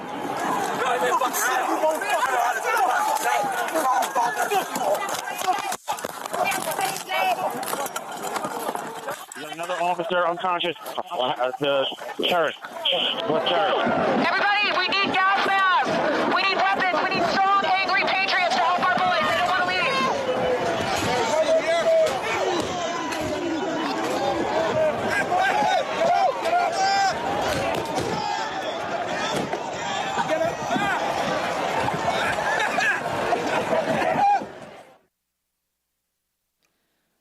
President Trump refused... It's just insane that even with all those people outside the Capitol, it literally would have taken like 1 or 2 Capitol Police with those like tear gas grenade launchers, like fucking having a blast, firing into the crowd, and that would have been that. Like, it's not like they all had gas masks or whatever, you know? Isn't that like the dream of every cop? To be on top of a staircase laughing while you fire like a fuck ton of tear gas canisters into a crowd? Isn't that the shit they live for? to even lift another finger to help. Other leaders honored their oaths and acted to clear the Capitol and resume the joint session. For instance, here are never-before-seen photos and video of congressional leaders in action during the attack. The video is a portion of a call they had at approximately 4:45 with Acting Secretary of Defense, Chris Miller. We're not going to let these people keep us from finishing our business. So we need you to get the building cleared, give us the okay so we can go back in session and finish up the people's business as soon as possible. Mr. Secretary and Senator Schumer, some people here in the Capitol Police believe it would take us several days to secure the building. Do you agree with that analysis?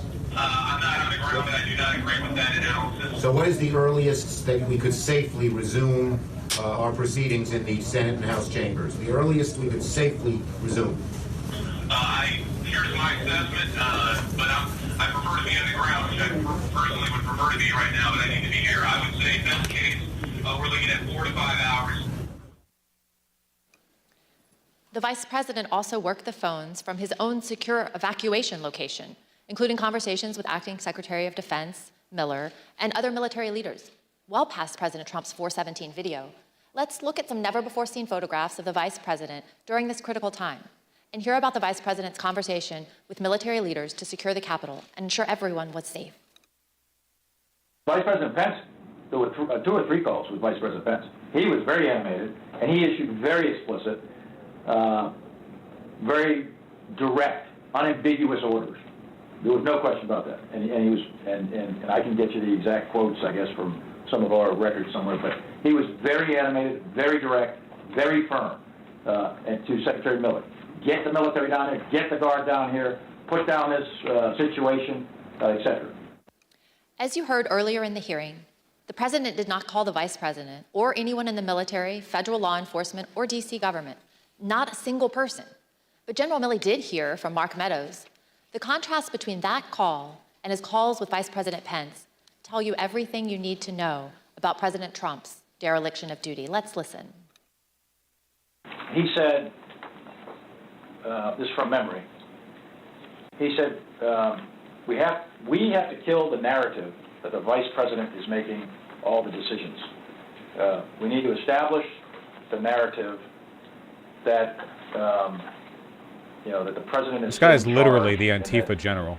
God bless. Steady or stable or what's that thing. I immediately interpret that as politics, politics, politics. Red flag for me personally, no action, but I remember it distinctly. I don't do political narratives. So while President Trump and his advisors were drained, other leaders upheld their oaths to do the right thing. Maybe it was exhausting to get the president to put out that video, but think about the law enforcement officers who were attacked by the mob that day. And President Trump had summoned them himself to Washington. And what about President Trump? He watched TV, tweeted, called senators to try to delay the count of electoral votes, called Rudy Giuliani, and argued with his staff who were insisting that he should call off the attack. Ms. Matthews, what was your reaction to President Trump's message to the mob at 417? I was struck by the fact that he chose to begin the video by pushing the lie that there was a stolen election. And as the video went on, I felt a small sense of relief because he finally told these people to go home. But that was immediately followed up by him saying, "We love you, you're very special." And that was disturbing to me because he didn't distinguish between those that peacefully attended his speech earlier that day and those that we watched cause violence at the Capitol. Instead, he told the people who we had just watched storm our nation's Capitol with the intent on overthrowing our democracy, violently attack police officers, and chant heinous things like, "Hang Mike Pence, we love you, you're very special." And as a spokesperson for him, I knew that I would be asked to defend that. And to me, his refusal to act and call off the mob that day and his refusal to condemn the violence was indefensible. And so I knew that I would be resigning that evening. And so I finished out the workday, went home and called my loved ones to tell them of my decision, and resigned that evening. Thank you. Indefensible. Let's hear what some of your colleagues in the press office told us about their reaction to the same 417 message. I felt like it was the absolute bare minimum of what could have been said at that point for something on camera. What else do you think should have been said?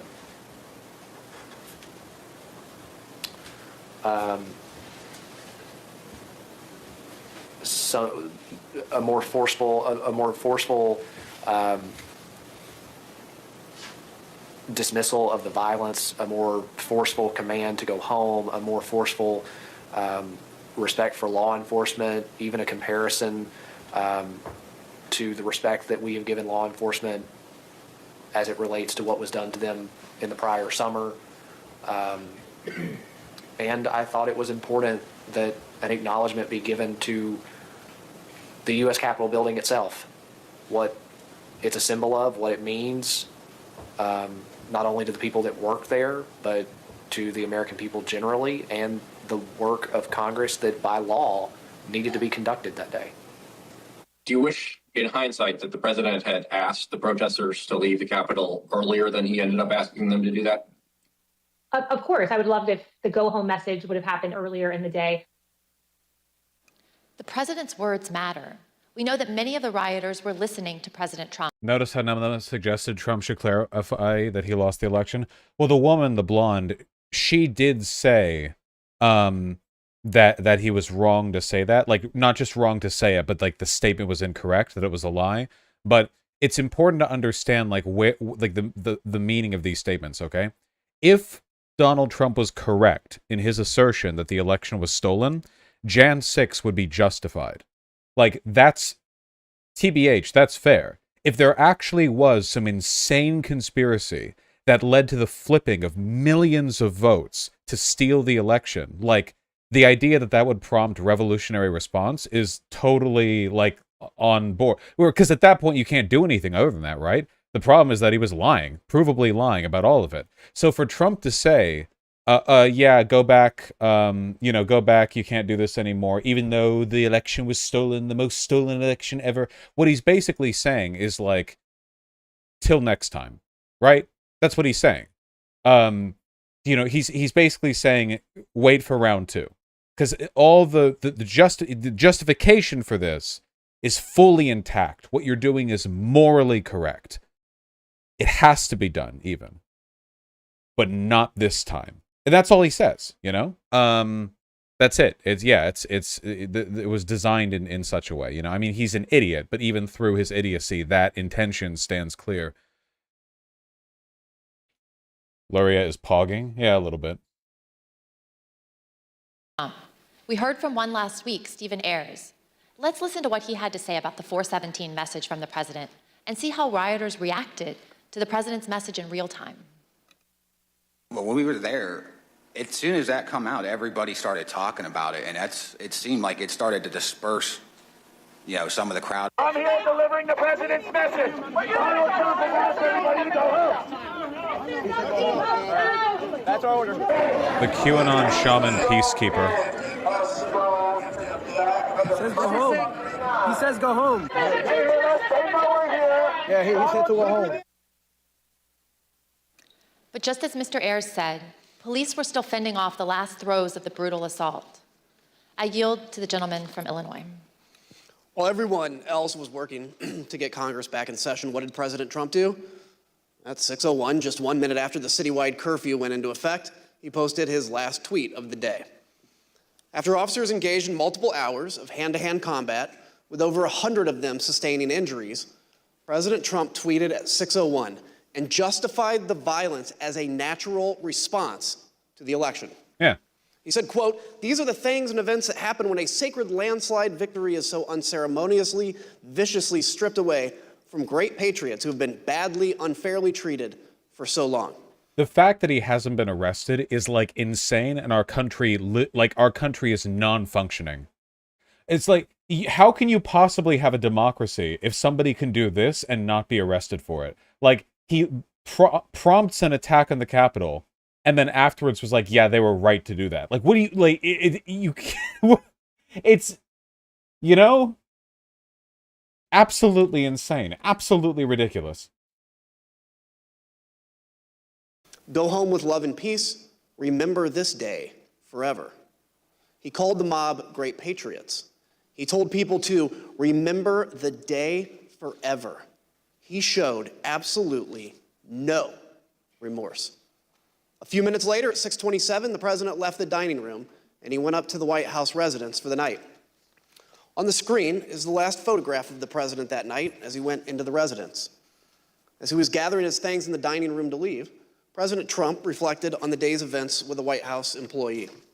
This was the same employee who had met President Trump in the Oval Office after he returned from the ellipse.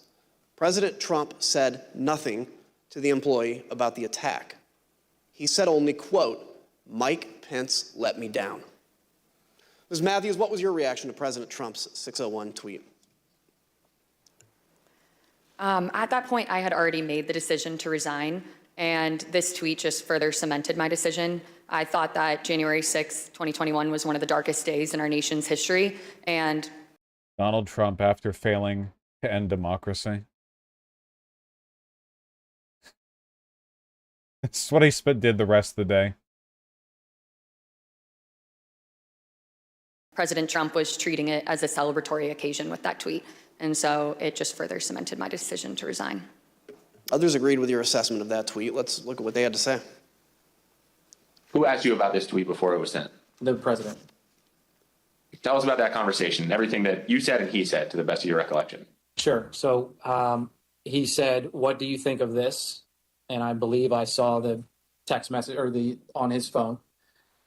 And I remember saying to him, the wording on the first sentence, I guess it's one long sentence, but the wording on the first sentence would lead some to believe that potentially he had something to do with the events that happened at the Capitol. What did he say? I don't recall him saying anything in response to that. I believe that was the end of the conversation. Did he change anything in light of your comments? No, sir, he did not. And what about this made you think that someone might perceive the president having a role in the violence at the Capitol? It was my interpretation of the words. I mean, I'm not I don't write speeches or anything, but the phrase, "these are the things that happened," to me sounded as if culpability was associated with it, to me. I don't think it's a patriotic act to attack the Capitol, but I have no idea how to characterize the people other than they trespassed, destroyed property, and assaulted the U.S. Capitol. I think calling them patriots is, let's say, a stretch, to say the least. Is that all it is, a stretch, or just flatly wrong? I don't think it's a patriotic act to attack the U.S. Capitol. Would you call it unpatriotic? Criminal? Unpatriotic? Sure. What happened at the Capitol cannot be justified in any form or fashion. It was wrong and it was tragic, and it was a terrible day. It was a terrible day for this country. I thought it was inappropriate. Why? To my mind, it was a day that should be remembered in infamy. That wasn't the tenor of this tweet. Despite the violence of the day, the effort to delay the certification continued. That evening, Rudy Giuliani called several of President Trump's closest political allies in the hour before the joint session resumed. Representative Jim Jordan and Senators Marsha Blackburn, Tommy Tuberville, Bill Hagerty, Lindsey Graham, Josh Hawley, and Ted Cruz. We know why Mr. Giuliani was calling them, because at 7:02, he left a voicemail for Senator Tuberville, which later became public. Let's listen to just the start of it. Senator Tuberville, or I should say Coach Tuberville, this is Rudy Giuliani, President's lawyer.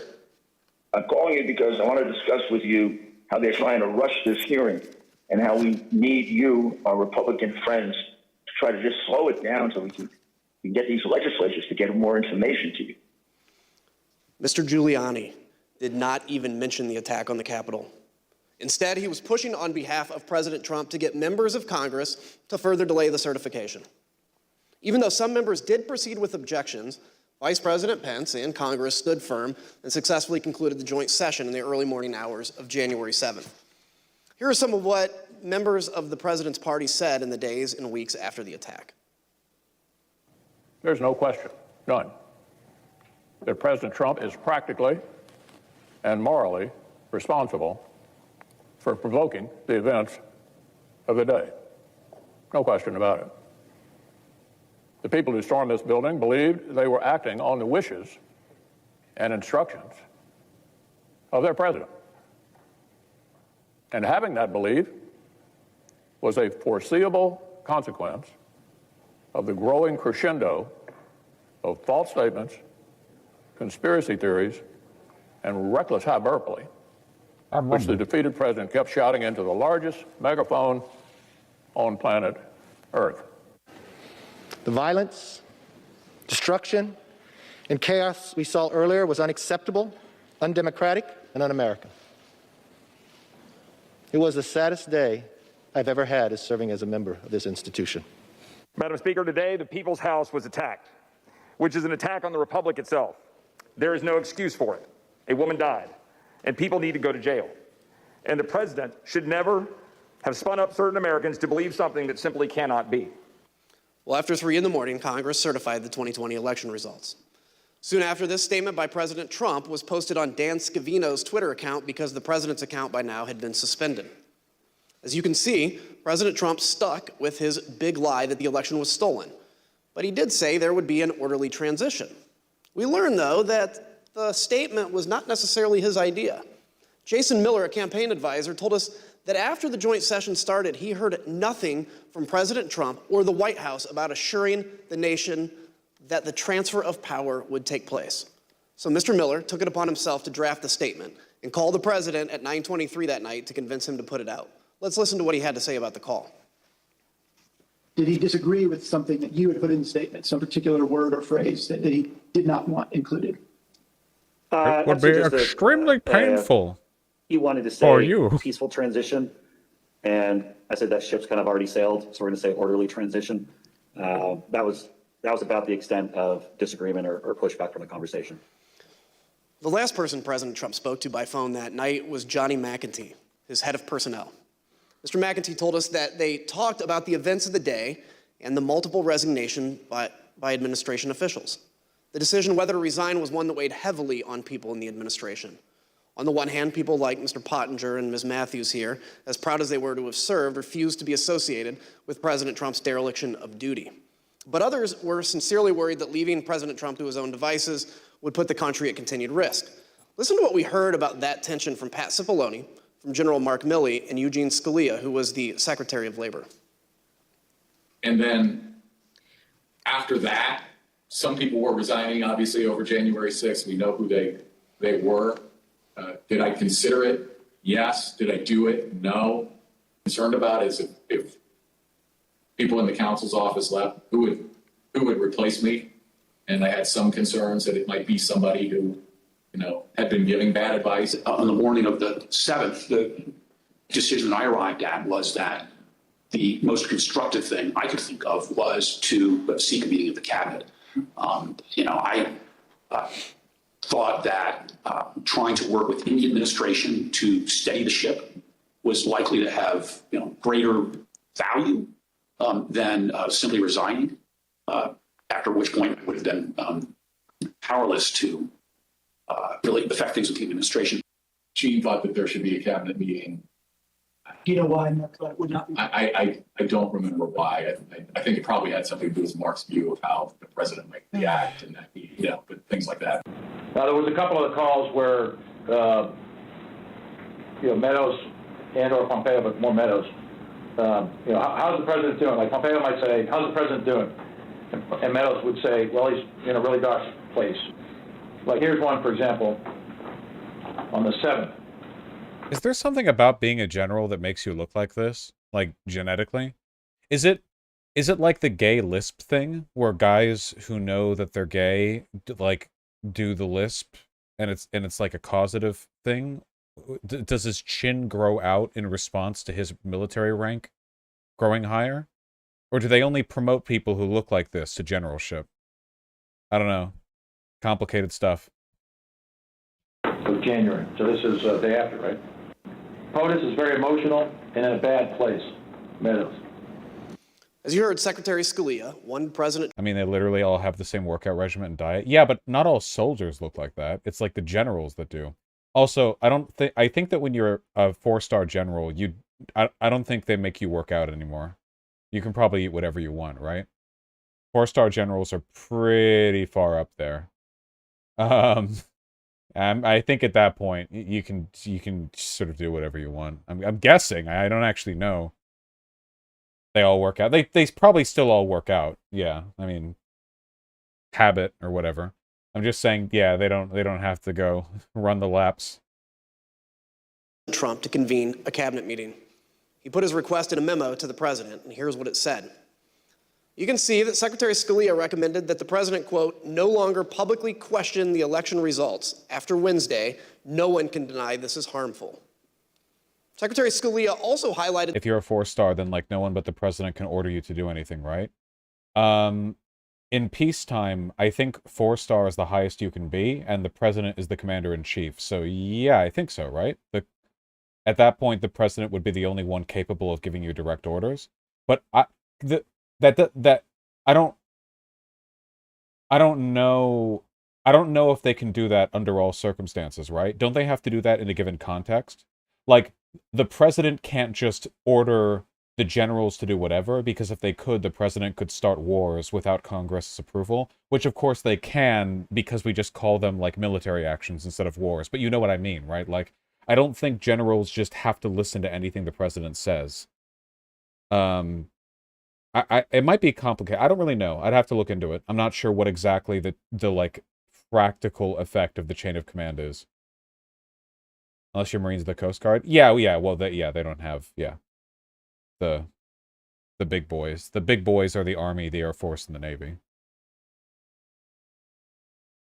The importance of the public knowing the president would invoke his cabinet in decision-making and not, quote, certain private individuals.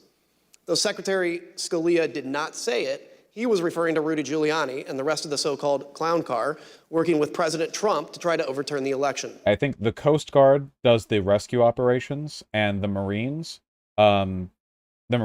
is you get to die first, and they give you cool white gloves to, like, repay you, right? That's the job of the Marines.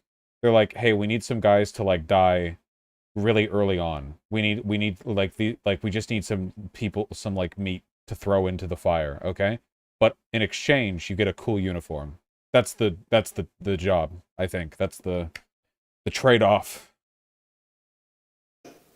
Secretary Scalia understood that the president needed to do more to reassure the public about the last few weeks of the Trump administration. Mr. Pottinger, when you made the decision to resign, did you walk out of the White House immediately? No, I wanted to first talk to my immediate boss, that was the National Security Advisor, Robert O'Brien. Robert O'Brien was traveling on the 6th. I reached him at about 4:30 p.m. And told him that I was submitting my resignation. He accepted the resignation, but he also asked whether I could stay until he could get back to the White House. And I agreed to that. We both wanted to make sure that I was leaving in a responsible way. We still have foreign adversaries to worry about, hackers, terrorists, nation states. And I did not want to leave my chair empty, given that I was the top national security staffer in the White House. So I ended up staying at my desk through the night.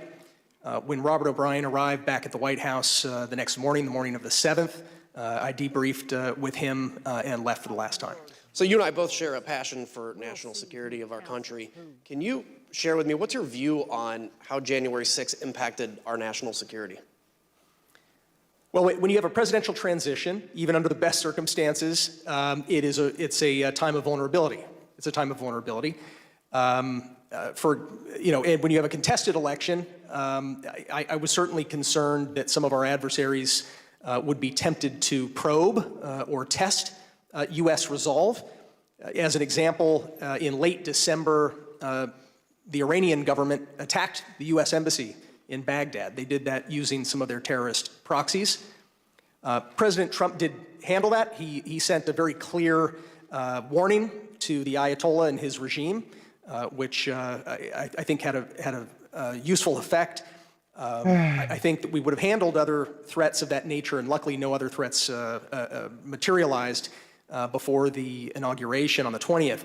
But our national security was harmed in a different way by the 6th of January, and that is that it, I think it emboldened our enemies by helping give them ammunition to feed a narrative that our system of government doesn't work, that the United States is in decline.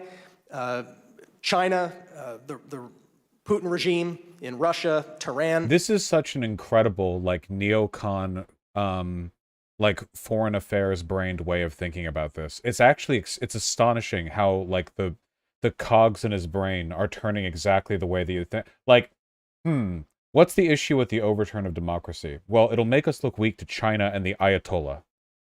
Sure, dude. Whatever, however you need to frame that in your head. Yeah, okay, great. Yes, we need to prevent fascist coups so we don't look weak to China and Iran. Whatever. Okay. He was asked how the events connected to his job in national security. No, I know that. I know that. Like, to be fair, it is his job, and he is, like, answering in the purview of his job. It's just, it is remarkable, you know? It's a him brain.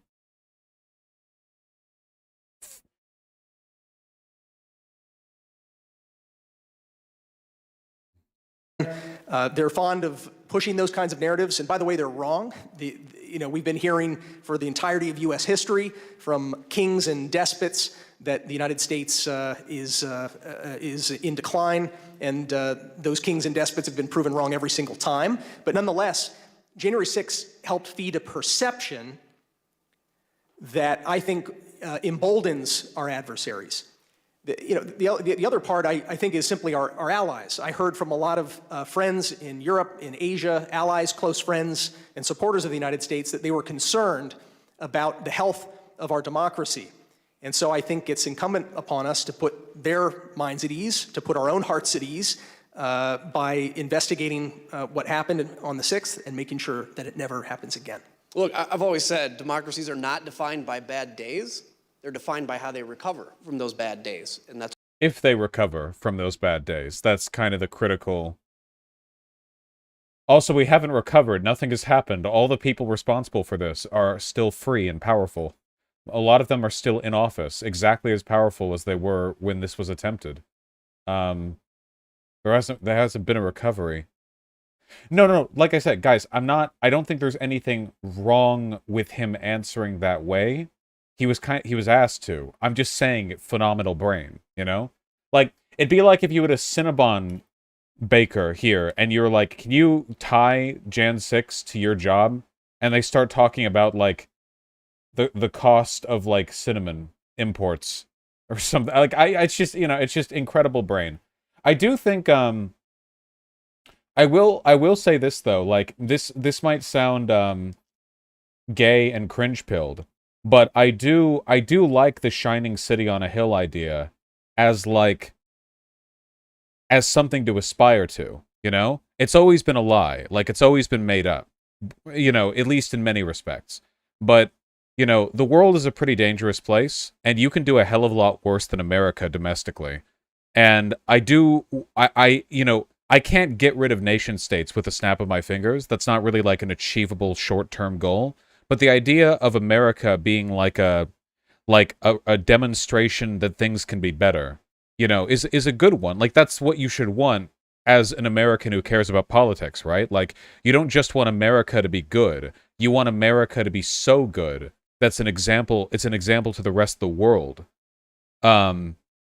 for what should be done. And obviously we don't have that, but it's nice to aspire to, I want to be proud of America. I'll never be proud of America as an institution because I don't really care about states, but I do think that we could be doing a hell of a lot better job. And I guess you can be proud of the the effect that your country's self-betterment has on others, you know? No, you can be proud of the people that have done stuff there. Yeah, for sure. That's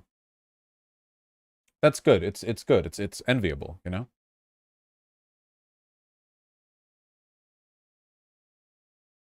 That's what we're doing here, is to bring accountability to that so we can actually come back even stronger than when we went into January 6th. Ms. Matthews, as you left the White House for the last time that night, January 6th, what did you think Americans needed to hear from President Trump? I think that the American people needed to hear and see him publicly commit to a peaceful or at least orderly transition of power. In the aftermath of the Capitol attack, it wasn't just enough for us to ask him to condemn the violence. He needed to agree that he would peacefully transfer power over to the incoming administration, because that's one of our fundamentals and what it means to live in a democracy. And so that evening when I've said this before, the only thing that America has ever had happen that when I think about makes me like want to do the whole like 1776 posting where I have a trifold hat or a tri-point hat and like there are fireworks off behind me while I'm cleaning my musket or whatever. Like the only thing that brings me to that point is world governments reacting to Washington stepping down. That's like the only time America was super extra double triple cool. That was like the one thing. Maybe that and landing on the moon. Okay, maybe those are like the two things that I'll get erect for.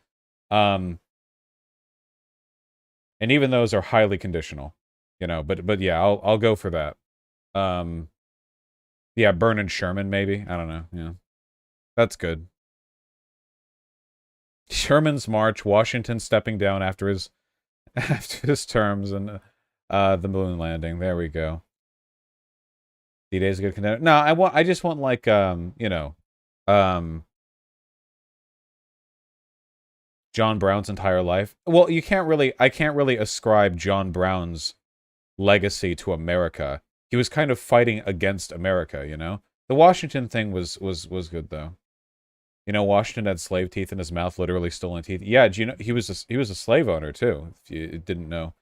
Yeah, it's not good. It's not good. Pretty bad, actually. Was it not wood or sheep teeth? Nah, people cope about that. He had slave teeth. He was no angel, yeah. What you were saying earlier is how I actually describe patriotism to lefty or lib normies. Yeah,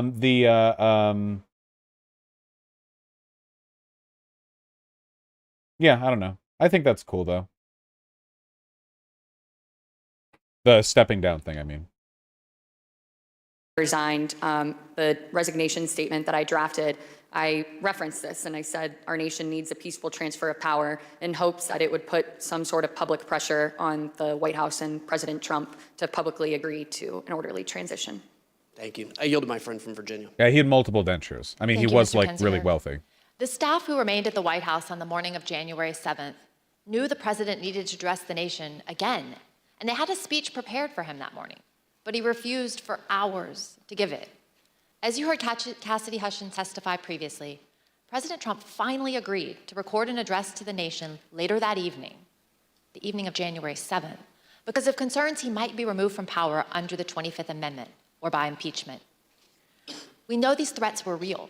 Sean Hannity said so himself in a text message that day to Press Secretary Kayleigh McEnany. He wrote, "No more stolen election talk. Yes, impeachment and 25th Amendment are real." We obtained the never-before-seen raw footage of the president recording his address to the nation that day on January 7th, more than 24 hours after the last time he had addressed the nation from the Rose Garden. Let's take a look. Whenever you're ready, sir.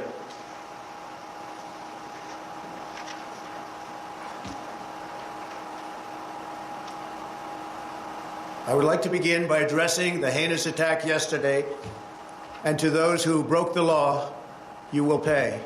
You do not represent our movement, you do not represent our country, and if you broke the law, you can't say that. I already said you will pay. The demonstrators who infiltrated the Capitol have defied the seat of justice. It's defiled, right? See, I can't see it very well. Okay, I'll do this. I'm going to do this. Let's go. But this election is now over. Congress has certified the results. I don't want to say the election's over. I just want to say Congress has certified the results without saying the election's over, okay? See, he's like, can I not say that, please? I really don't want to say that. Can I please not? I don't want to admit it. But Congress is certain. Now Congress is Yeah, certain. right. Now Congress I is didn't say over, so let me see. Go to the paragraph before. Okay? I would like to begin by addressing the heinous attack yesterday. Yesterday is a hard word for me. Just take it out. The heinous attack. Good. Take the word yesterday, because it doesn't work with the heinous attack on our country. Say on our country. Want to say that? No, keep it. My only goal was to ensure the integrity of the vote. My only goal was to ensure the integrity of the vote. On January 7th, one day after he incited an insurrection based on a lie, President Trump.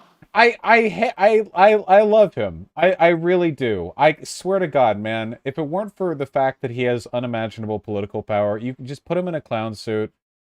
This is why he needs to be arrested, okay? If he was just in jail, he could have like a live 24/7 cam in an adjacent room, and he would be amazing. Like, it'd be awesome. Just give him like a $50 a month craft budget for like getting some like cardboard and like colored paper and scissors and stuff. Like, he can do like little shows. I love, you know, he's an entertainer. He's a TV host. God. Put him in the actor prison, yeah. Still could not say that the election was over. Mr. Pottinger, you've... No, I've got it. I'm sorry, okay? Survivor Man. Or like Naked and Afraid. Naked and Afraid. Okay? It's just him, and it's a little island. And the island has everything that he needs to survive, and he has a camera crew with him. And we get to like, it'll be like him at night, like the first night with the night vision camera. And he'll be sitting there like talking about how he actually won the election or something, you know? And then like a mosquito would go into his mouth and he would like start hacking on it. You really want to see Trump naked? I mean, they blur the genitals in the show, but like, yeah, I do want to see Trump on Naked and Afraid. Are you kidding me? You guys would pass up the opportunity to see Trump on Naked and Afraid because he's like a fat old dude? Like you're that sensitive about fat old dudes that you would pass up on that? Okay, man. Dude, his orange tan is gonna come off. He'll have a sunburn. You don't want to... Okay, whatever, man. Taken the oath multiple times in the Marines and as an official in the executive branch. Can you please share with us your view about the oath of office and how that translates into accepting election results and a transfer of power? Sure. You know, this isn't the first time that we've had a close election in this country. And President Trump certainly had every right to challenge in court the results of these various elections. But once you've had due process under the law, you have to conform with the law, no matter how bitter the result. Once you've presented your evidence in court, judges have heard that evidence, judges have ruled. If you continue to contest an election, you're not just contesting an election anymore. You're actually challenging the Constitution itself. You are challenging the societal norms that allow us to remain unified. I think that one example, for example, you've got Vice President Richard Nixon back in 1960 had lost a hard-fought election against Senator John F. Kennedy. There were irregularities in that vote, according to a lot of the histories, and a lot of Vice President Nixon's supporters asked him to fight, contest it, don't concede. But in one of his finest moments, Vice President Nixon said no. He said it would tear the country to pieces, and he conceded to Jack Kennedy and announced that he was going to support him as the next president. We have an example of a Democratic candidate for president, Vice President Al Gore, who faced a very similar dilemma. He strongly disagreed with the Supreme Court decision that lost his election bid and allowed President George W. Bush to take office. But he gave a speech of concession in late December, mid or late December of 2000, where he said, this is for the sake of the unity of us as a people and for the strength of our democracy.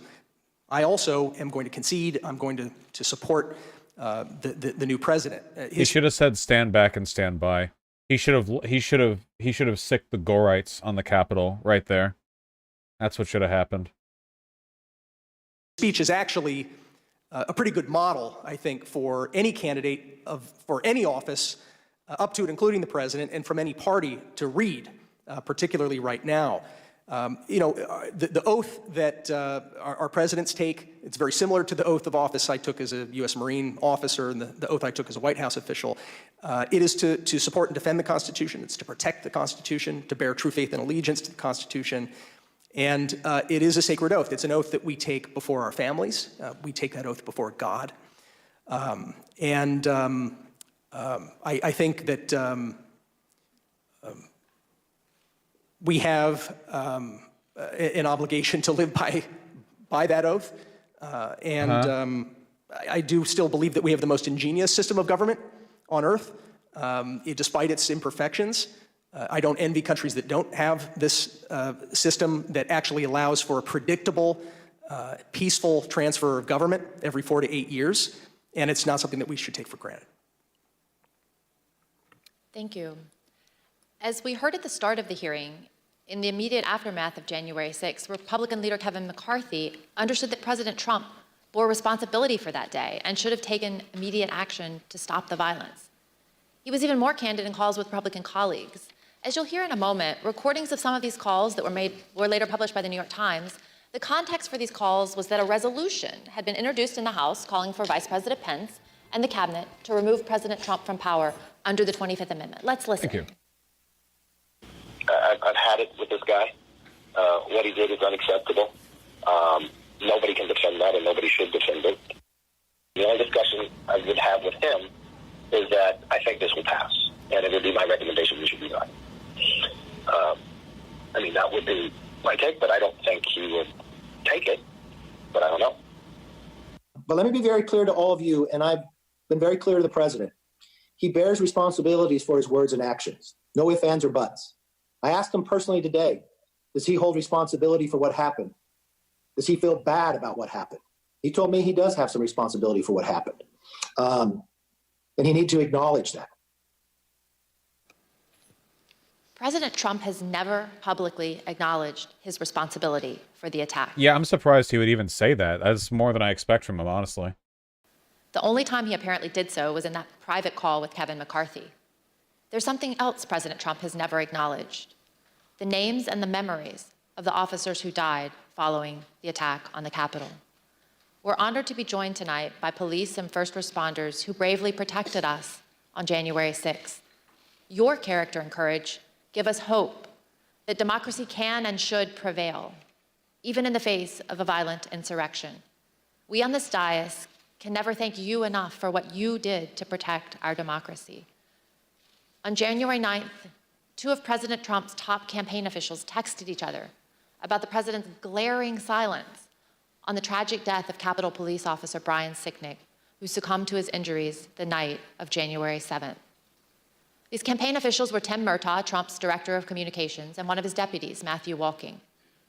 Their job was to convince people to vote for President Trump. So they knew his heart, his mind, and his voice as well as anyone. And they knew how he connects with his supporters. Here's what they had to say about their boss. Murtaugh said, "Also shitty not to have acknowledged the death of the Capitol police officer." Real bummer, Walking man. responded, "That's enraging to me. Everything he said about supporting law enforcement was a lie." To which Murtaugh replied, "You know what this is, of course? If he acknowledged the dead cop, he'd be implicitly faulting the mob. And he won't do that because they're his people. And he would also be close to acknowledging that what he lit at the rally got out of control. No way he acknowledges something that could ultimately be called his fault. No way." That's President true. Yeah, no, that's true. Yeah. That's pretty true. Yeah. Trump did not then and does not now have the character or courage to say to the American people what his own people know to be true. He is responsible for the attack on the Capitol on January 6th. Thank you, and I yield to the gentleman from Illinois. Thank you, Ms. Loria. Trump is Tonight's live testimony truthing? Give me the link. and evidence is as sobering as it is straightforward. Within minutes of stepping off the ellipse stage, Donald Trump knew about the violent attack on the Capitol. From the comfort of his dining room, he watched on TV as the attack escalated. He sent tweets that inflamed and expressed truthsocial.com.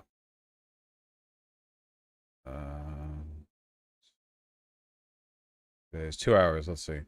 Statement by Donald J. Trump, 45th president. Mike Pence told me and everyone else there is nothing you can do about the electoral vote count. It was etched in stone, but if so, how come the Democrats and rhinos are working so hard to make sure there is nothing a VP can do?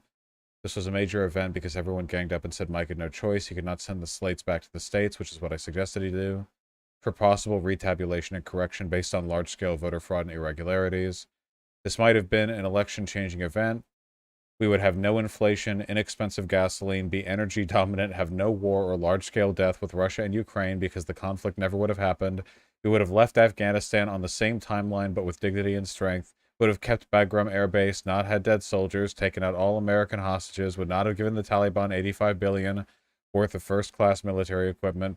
What a difference it would have made if state legislators had another crack at looking at all the fraud, abuse, and irregularities that have been found. Our country would have been a different place.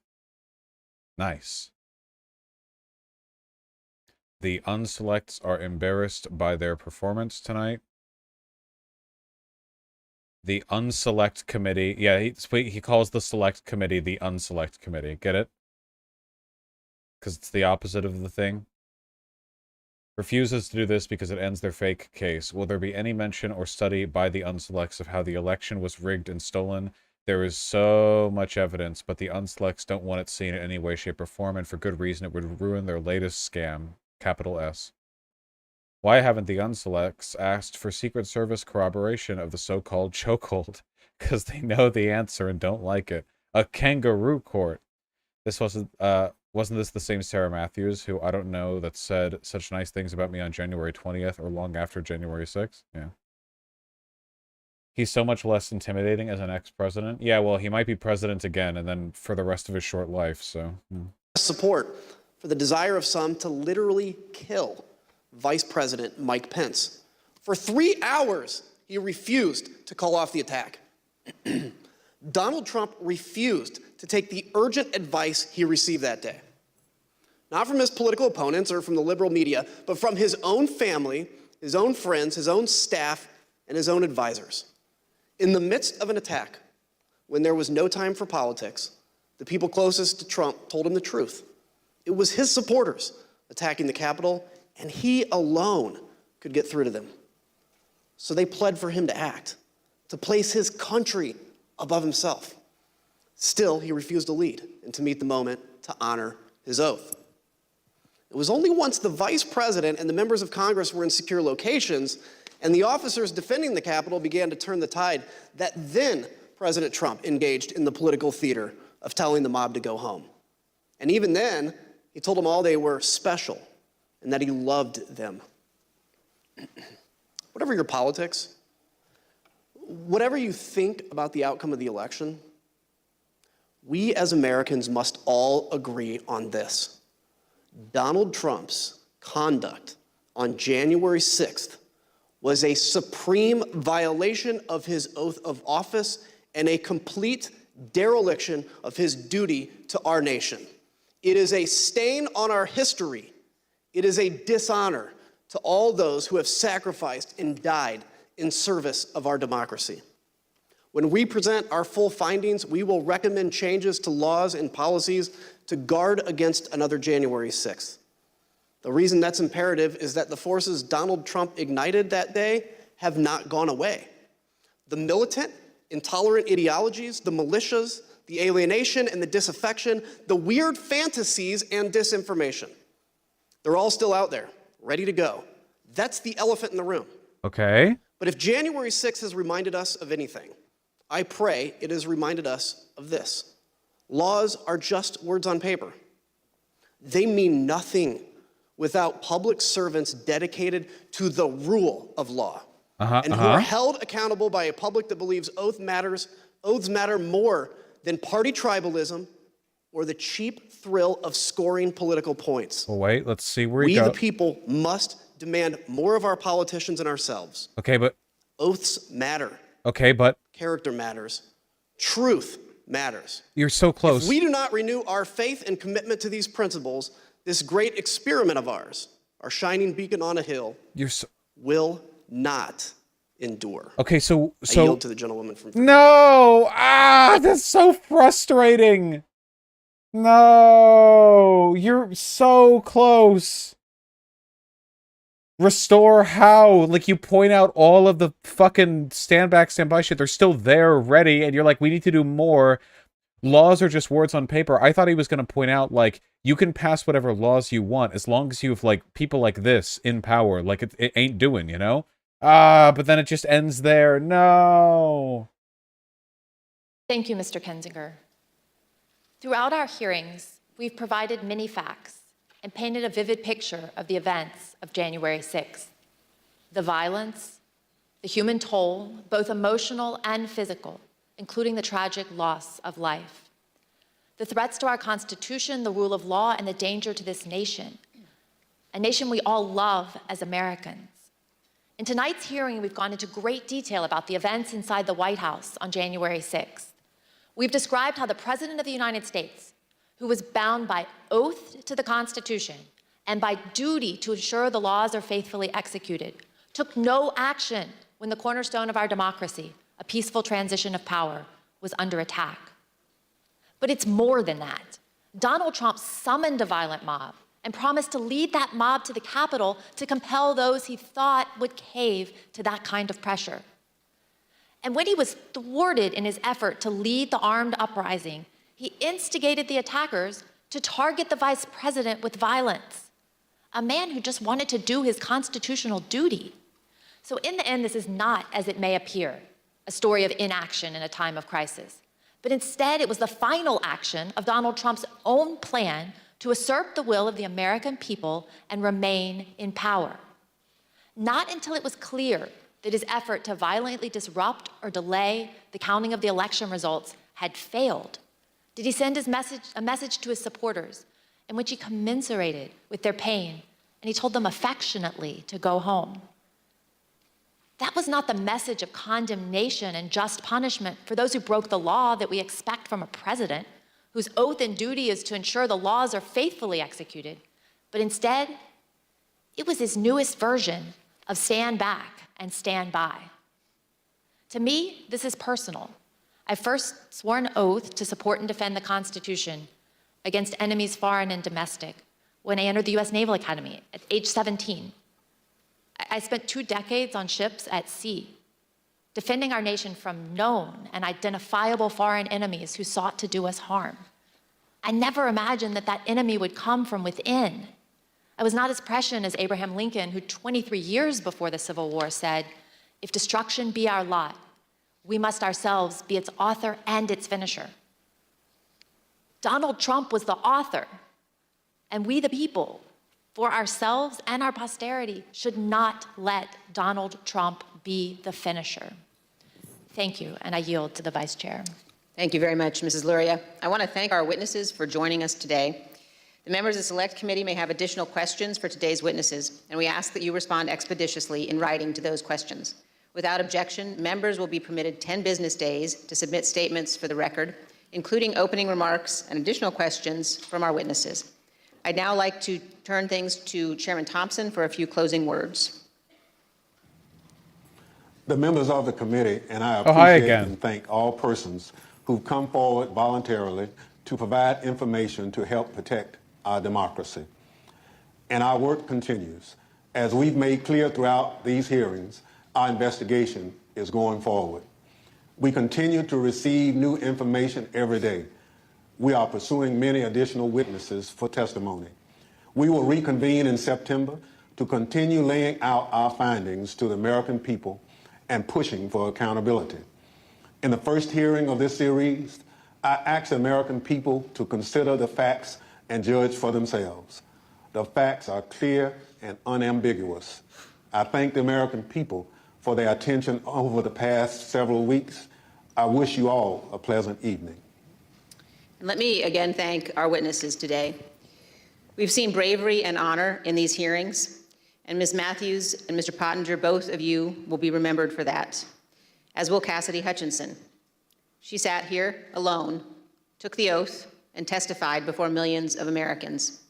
She knew all along that she would be attacked by President Trump and by the 50, 60, and 70-year-old men who hide themselves behind executive privilege. But like our witnesses today, she has courage, and she did it anyway. Cassidy, Sarah, and our other witnesses, including Officer Caroline Edwards, Shay Moss, and her mother, Ruby Freeman, are an inspiration to American women and to American girls. We owe a debt to all of those who have and will appear here. And that brings me to another point. This committee has shown you the testimony of dozens of Republican witnesses, those who served President Trump loyally for years. The case against Donald Trump in these hearings is not made by witnesses who were his political enemies. It is instead a series of confessions by Donald Trump's own appointees, his own friends, his own campaign officials, people who worked for him for years, and his own family. They have come forward and they have told the American people the truth. And for those of you who seem to think the evidence would be different if Republican leader McCarthy had not withdrawn his nominees from this committee, let me ask you this. Do you really think Bill Barr is such a delicate flower that he would wilt under cross-examination? Pat Cipollone, Eric Hirschman, Jeff Rosen, Richard Donahue, of course they aren't. None of our witnesses are.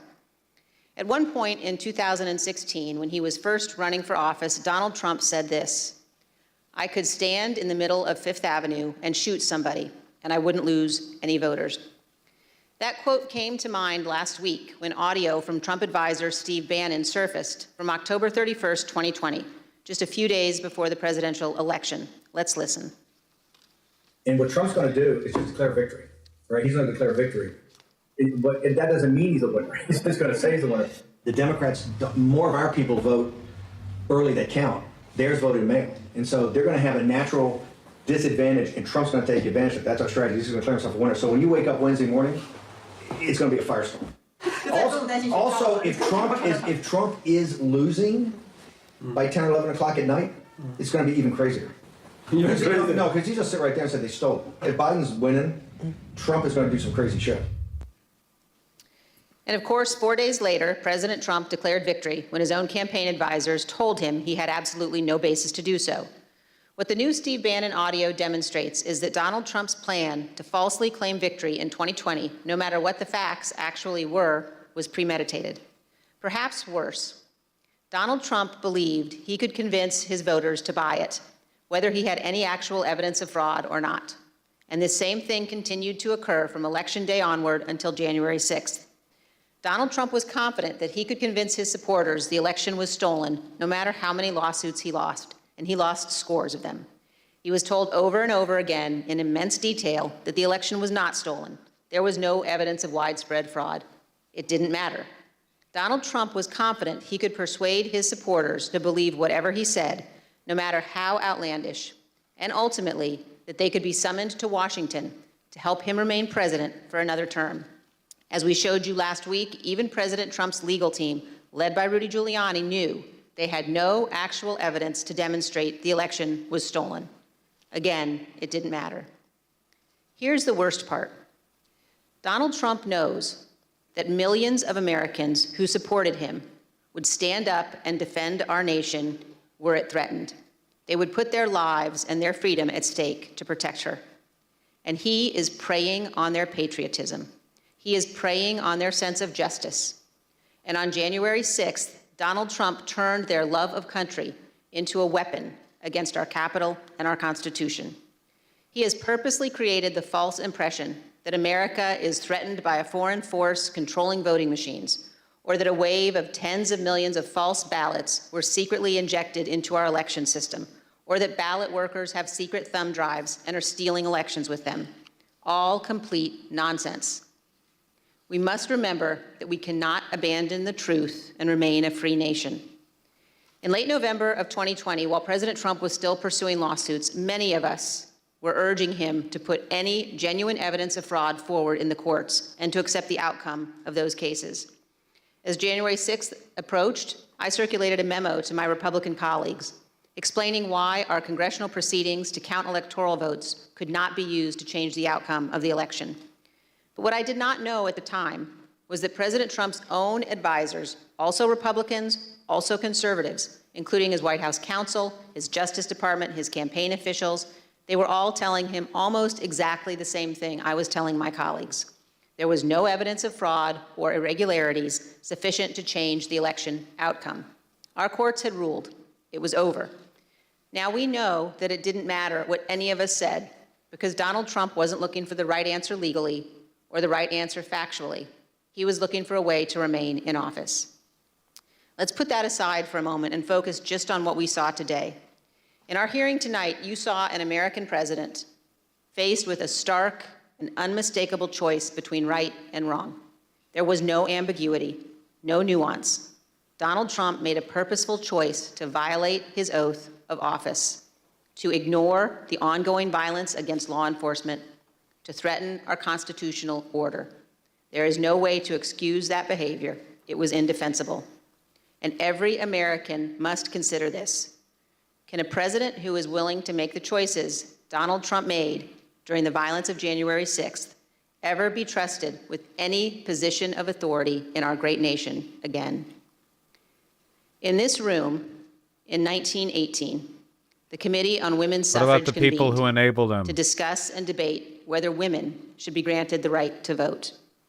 This room is full of history, and we on this committee know we have a solemn obligation not to idly squander what so many Americans have fought and died for.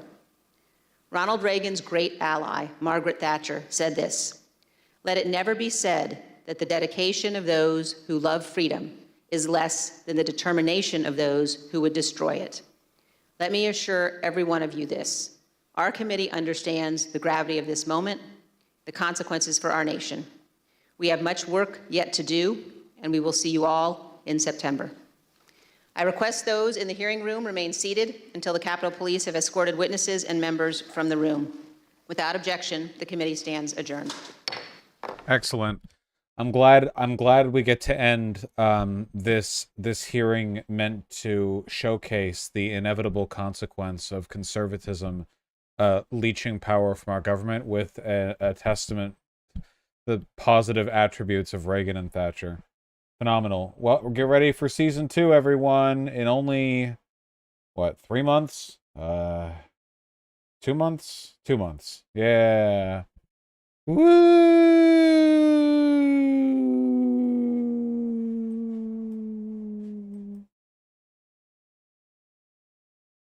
Great. All right. Well, cool. Oh, I don't want to stream anymore. I'm tired. That was great. Ugh. Why does the DOJ do nothing? Because they hate you personally. They hate you personally, and they hate me personally. All right, Q&A and donos. And by Q&A, I mean donate if you want an answer. All right, hold on. Wait, why is the UI different for the donos? Something got misaligned here. Oh, it's still all readable. No real difference. Cyrex, thank you for the $1. Danny Fire with the $5. This is an art piece of you getting transed, apparently. The link doesn't work, so sorry, I can't show it. I did see some people on Twitter posted, I think it's an OKBV meme. A truly, truly awful Omegaverse fan art of me. Awful conceptually. The art is actually excellent. Ian Vosh Koczynski, he, they. I know English and some Japanese. Furry, taking Japanese lessons. Dated Destiny before his transition. Obsessed with anime. Omega ashamed of it. Yeah, I would be. Takes heat suppressants. Special interest in Elden Ring lore. His persona is a sparkle horse. I'm not explaining the Omegaverse shit to you guys. You can Google it. Unless you're less than 18 years old, in which case don't Google it. Okay. It's good art. Okay, BV soon, okay? Are you going to cover the Hassan debate or not? Is that really considered a debate? We'll do it tomorrow. Sake! Thank you for the gifted tier 4 sub. Only 1 month because they're not somniokinetic. Fair. Very fair. Very true. Thank you. Sovball, thank you for the $5. Nata LJ, thank you for the tier 3 sub. Really appreciate that.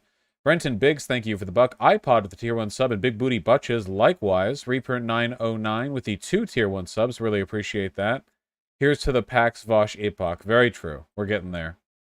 Cartridge with the tier 4 sub. Thank you very, very much. Really appreciate that. Take my money. Don't mind if I do. Philo 400O, thank you for the $10. My body's a weapon. True. Heron with the $5. Thank you very much. No payments. Likewise. Isekai Pro Tag, I hate you. Thank you for the tier 1 sub. Sharks Bite, thank you for the $10. You could get a bunch of Voshites to email in clips of them shouting, "We are Legion," and shop them together. Love you. That's true. That's a possibility. High effort, but it'd be pretty cute. Your boy Dirk, thank you for the $5. Gotcha. You'd have to talk to White Nervosa for that, though. I don't know shit about tech. Rocurd, Comrade Muffins, Slippin' Ricky, Cats with Money, How's the Chatter, Kropotkin Leaf. Thank you all for the tier 1 subs. I really appreciate that. Loppin' Mouse puts in with a $15. You are epic and swag. Happy to be a swagget, you know. Thank you. Sake with the 4 consecutive tier 1 subs. Thank you very, very much. If they're not ready to ally with you and prove it with a selfie of them and you in bed, they're not ready to win, don't deserve our help, and aren't true left. It's true. I would only ever have you guys canvass for candidates willing to sleep with me. That is how I run my game. And with the 2 gifted tier 2 subs, thank you, Sake. Remember this shit? Rioters breach U.S. Capitol security. This is the police response when it was black protesters on D.C. streets last year. Yeah, I remember. The BLM protest. Yep, I remember. Never forget, lads. When there's a BLM protest near the Capitol building, you get like 5 trillion fucking fully armed soldiers there. But Jan 6, woo! This is, there we go, see? This is like, here's like 200 BLM protesters peacefully sitting there. And here we have the heavy infantry brigade. Monumental stuff. Truly phenomenal. Empress, let your COVID go away. Have you ever shot 5.7 times 28? I just got a Ruger 57. Wait, isn't 5.7 like $2 a round? Isn't that the meme where it's like if someone steals your wallet and you shoot them with your 5.7, you lose more money in the bullets than you get back for getting your wallet back?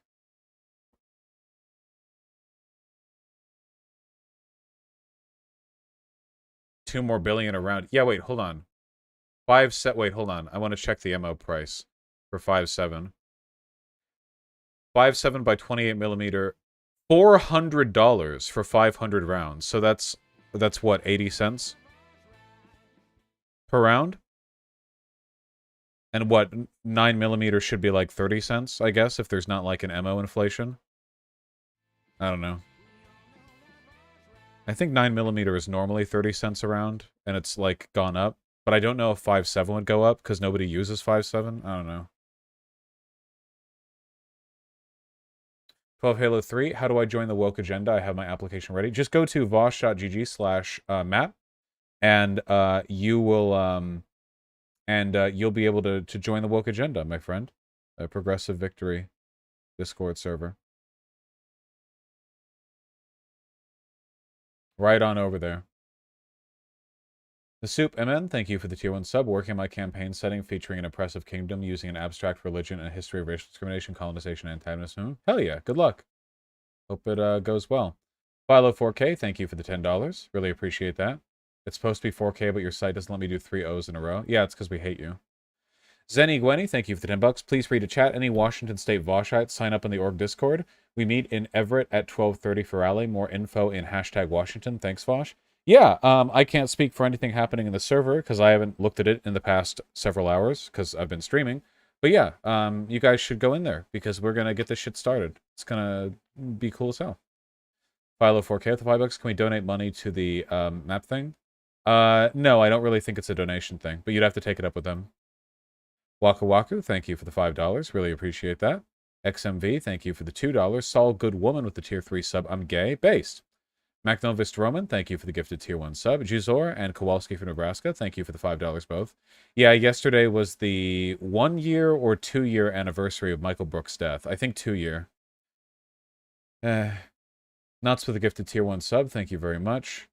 Darklore and El Coffee Shop, thank you for the $5 both. Per Luchadora and Josh Woods, thank you for the $5. Nope was good, the movie? Hell yeah. Barbados, thank you for the tier 2 sub, really appreciate that. B4A Proposition, thank you for the tier 1 sub. Hubba Balloon, how do you do? Thank you for the $10. How do I approach my It mom is my about this? opinion that you do not really understand the concept of banking. All the banks are broke. I have no idea. That would sound like a whole research thing. I have no idea. I don't have any like pre-existing knowledge on this. Yes, there was sound.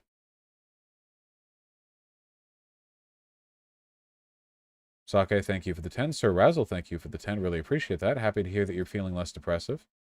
Selenium and Jib Bush, thank you for the tier 1 subs.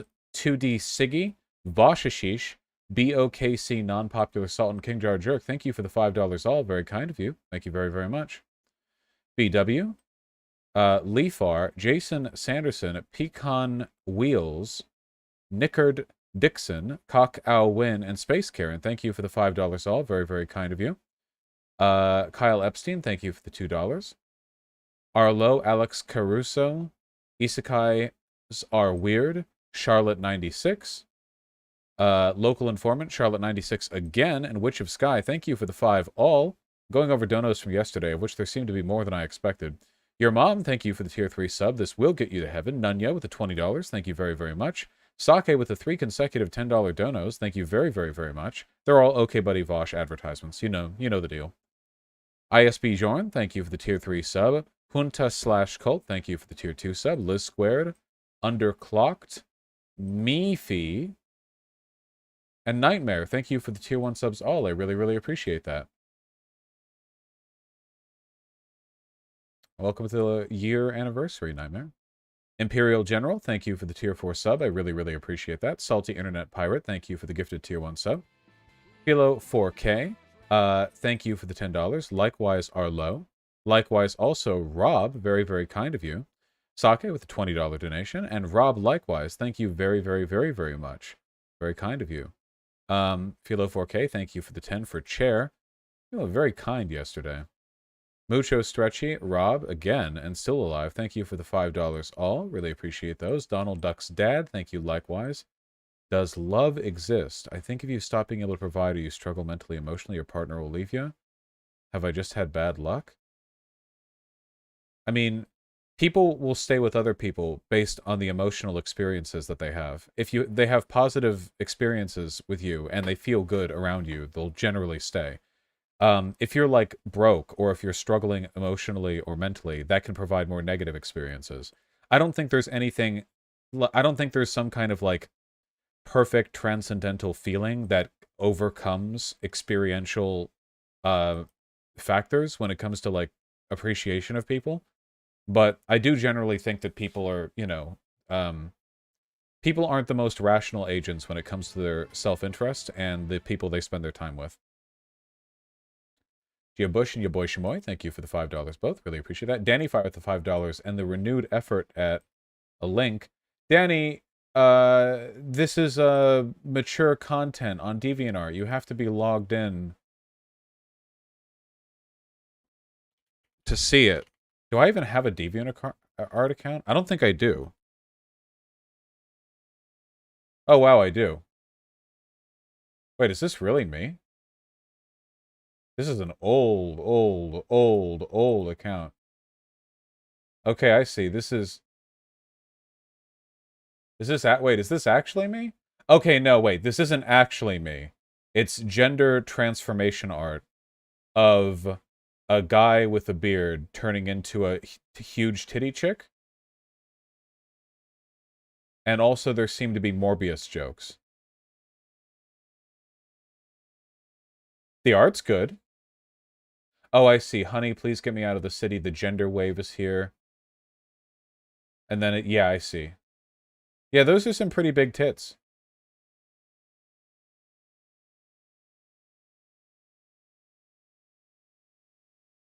Nice.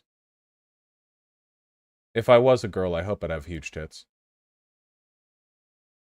Alexios, thank you for the gifted tier 1 sub. And 5th XX Child, thank you for the $15. Are you planning on playing Xenoblade 3, or do you think it's got too much anime horny? I've never played a Xenoblade game. I've only ever seen Xenoblade 2, and it looked like ass. So I would have to hear some pretty good stuff about Xenoblade 3 for me to want to play it. And if I did, it probably wouldn't be on stream, because it's an RPG, right? So it would take a while to play. Yeah.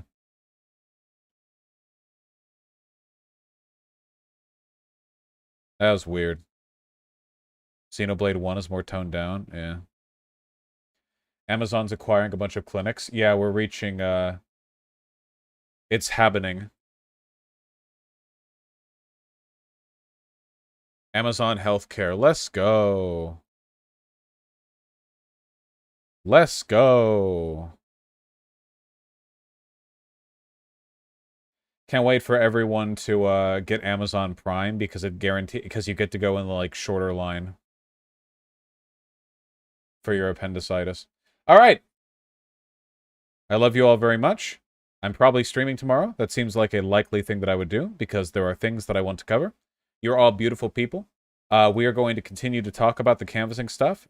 We will never stop talking about it. It's going to be Pog. It's going to be Champ. You're all going to have a good time. You're going to get out. You're going to get some sun. You're going to meet new people. It's going to be good. All right? It's going to be good. It's going to be good. Who are we rating? Let's see. Who are we rating?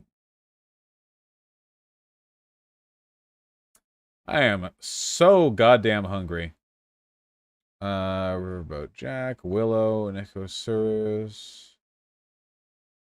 Joe Lewis is streaming. You know, we haven't hosted Joe Lewis in a while. I don't even know if Joe Lewis... Does Joe Lewis like me? Are we fine? I forget.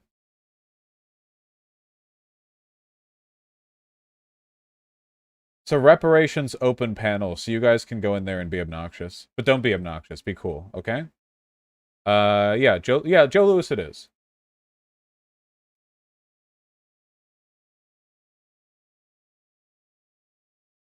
Remember that I am in favor of reparations. Just remember the official Vaushite position. Wait, let me make sure I don't misspell this. Yeah, I was gonna put the wrong Lewis here. Lewis. There we go. All right. Have a good time. I love you all, and I'll see you soon, okay?